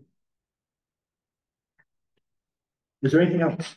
No, thank you. Just to note briefly, the city council had voted Tuesday night, last night to support this week already, to vote to approve the housing production plan, recognizing, of course, that we're still going to make a few. That was the committee. That was the committee. Sorry, the committee of the council will recommend out to the full council at the next meeting. Obviously, the hopeful presumption is that the full council will recommend they're about the same, but the committee did recommend to the full council, and the two prerequisites before we can send this up to the state are both the planning board and city council. So, to Rick's point, if you could take a look between now and the next meeting when we're discussing this, irrespective of what it is, and we'll keep it on the agenda and take it up appropriately at that time, so it's not too late. If you could take a look and let us know any particular questions, concerns, thoughts you have on changes or edits or additions, that way we can do a quick turnaround, one set of edits, the final version, and get it out to the state. That'd be great. Okay, great. Yeah. Does anybody else have anything they would like to bring up at this time? If there are detailed comments on the Peapod, can we circulate those comments prior to the next meeting? Yes, I mean, just in general, what we would normally do is, for instance, if the gentleman a moment just ago came up to me and said, I want to give some written comment. Typically, what we do is, and you might notice, Diane on our website will post those. We'll actually post them with the ordinance, so it would be posted as public comment, as if you were seeing public comment in OpenGov with the application. We would add it there, and that would be the way that you could go and look. I think he's asking about if you have particular. If I have. Oh, I'm sorry. If you do. Yeah. I would suggest rolling those out at the meeting, if you will, as opposed to, I wouldn't want to run into a situation where you're essentially deliberating by email, because even us forwarding it from there would be essentially, by relay. So I'd suggest basically bringing those to the meeting Well, could they be sent to you and that you could distribute them to the board? Well, with your report? I guess what I'm saying, I guess what I'm saying is, my concern with that is, we can't staff can't serve essentially the purpose of facilitating deliberations outside the public hearing is my concern. So we would, it doesn't matter that you're passing it through me. Essentially, you're still sharing in the deliberation or questions or dialogue there potentially. So if there are questions, that's one thing. If it's, substantive sort of. It's comments. It's comments. I think that might be delving into deliberations, but right. Yeah. I'm just asking, I'm trying to expedite the process. Yeah, that's what I'm thinking too. I mean, I completely appreciate that. I'm not. There's no way these could be posted. His comments could be posted as a regular citizen. It would be different. I apologize. We just let Karis North go, the attorney, but I just from my experience, I don't know how we could, if the board members are all look at that same comment. I don't know how we treat that as any different than my concern is that might not be treated as essentially deliberations that are happening outside the public forum. I don't, again, I'm not saying that couldn't be done, but I'm concerned that we kind of steer as far away from it. It does. I mean, it would be nice when we're going through 3 rounds of continuation. I contemplate these things all the time because, frankly, getting any zoning change done and things is very difficult because of these procedural, hurdles and committee meetings in weeks and months. Just it's that level of detail that we weren't really at. No, we didn't get to it. We'll get into it, and then it may result in another continuation. Okay. It may be possible for us to, if we could talk to me, maybe it may be because of the questions you're asking, might be things we'd be asking anyway. So to some extent, some of those, if they're questions or things, could be included within our staff report, just to clarify. There may be some way of addressing some of the things you're talking about that way, but I just want to make sure we're not going into the. Yeah. Is there a committee meeting? It's public. There's to be public, yeah. Yeah, but no comment. They take public comment. They did. Okay. Okay. Anything else? Get out of here before early meeting. We got 2 hours. What do you want to do? Could I move to adjourn? All in favor? Before you have carried away, debate. Thank you, everybody.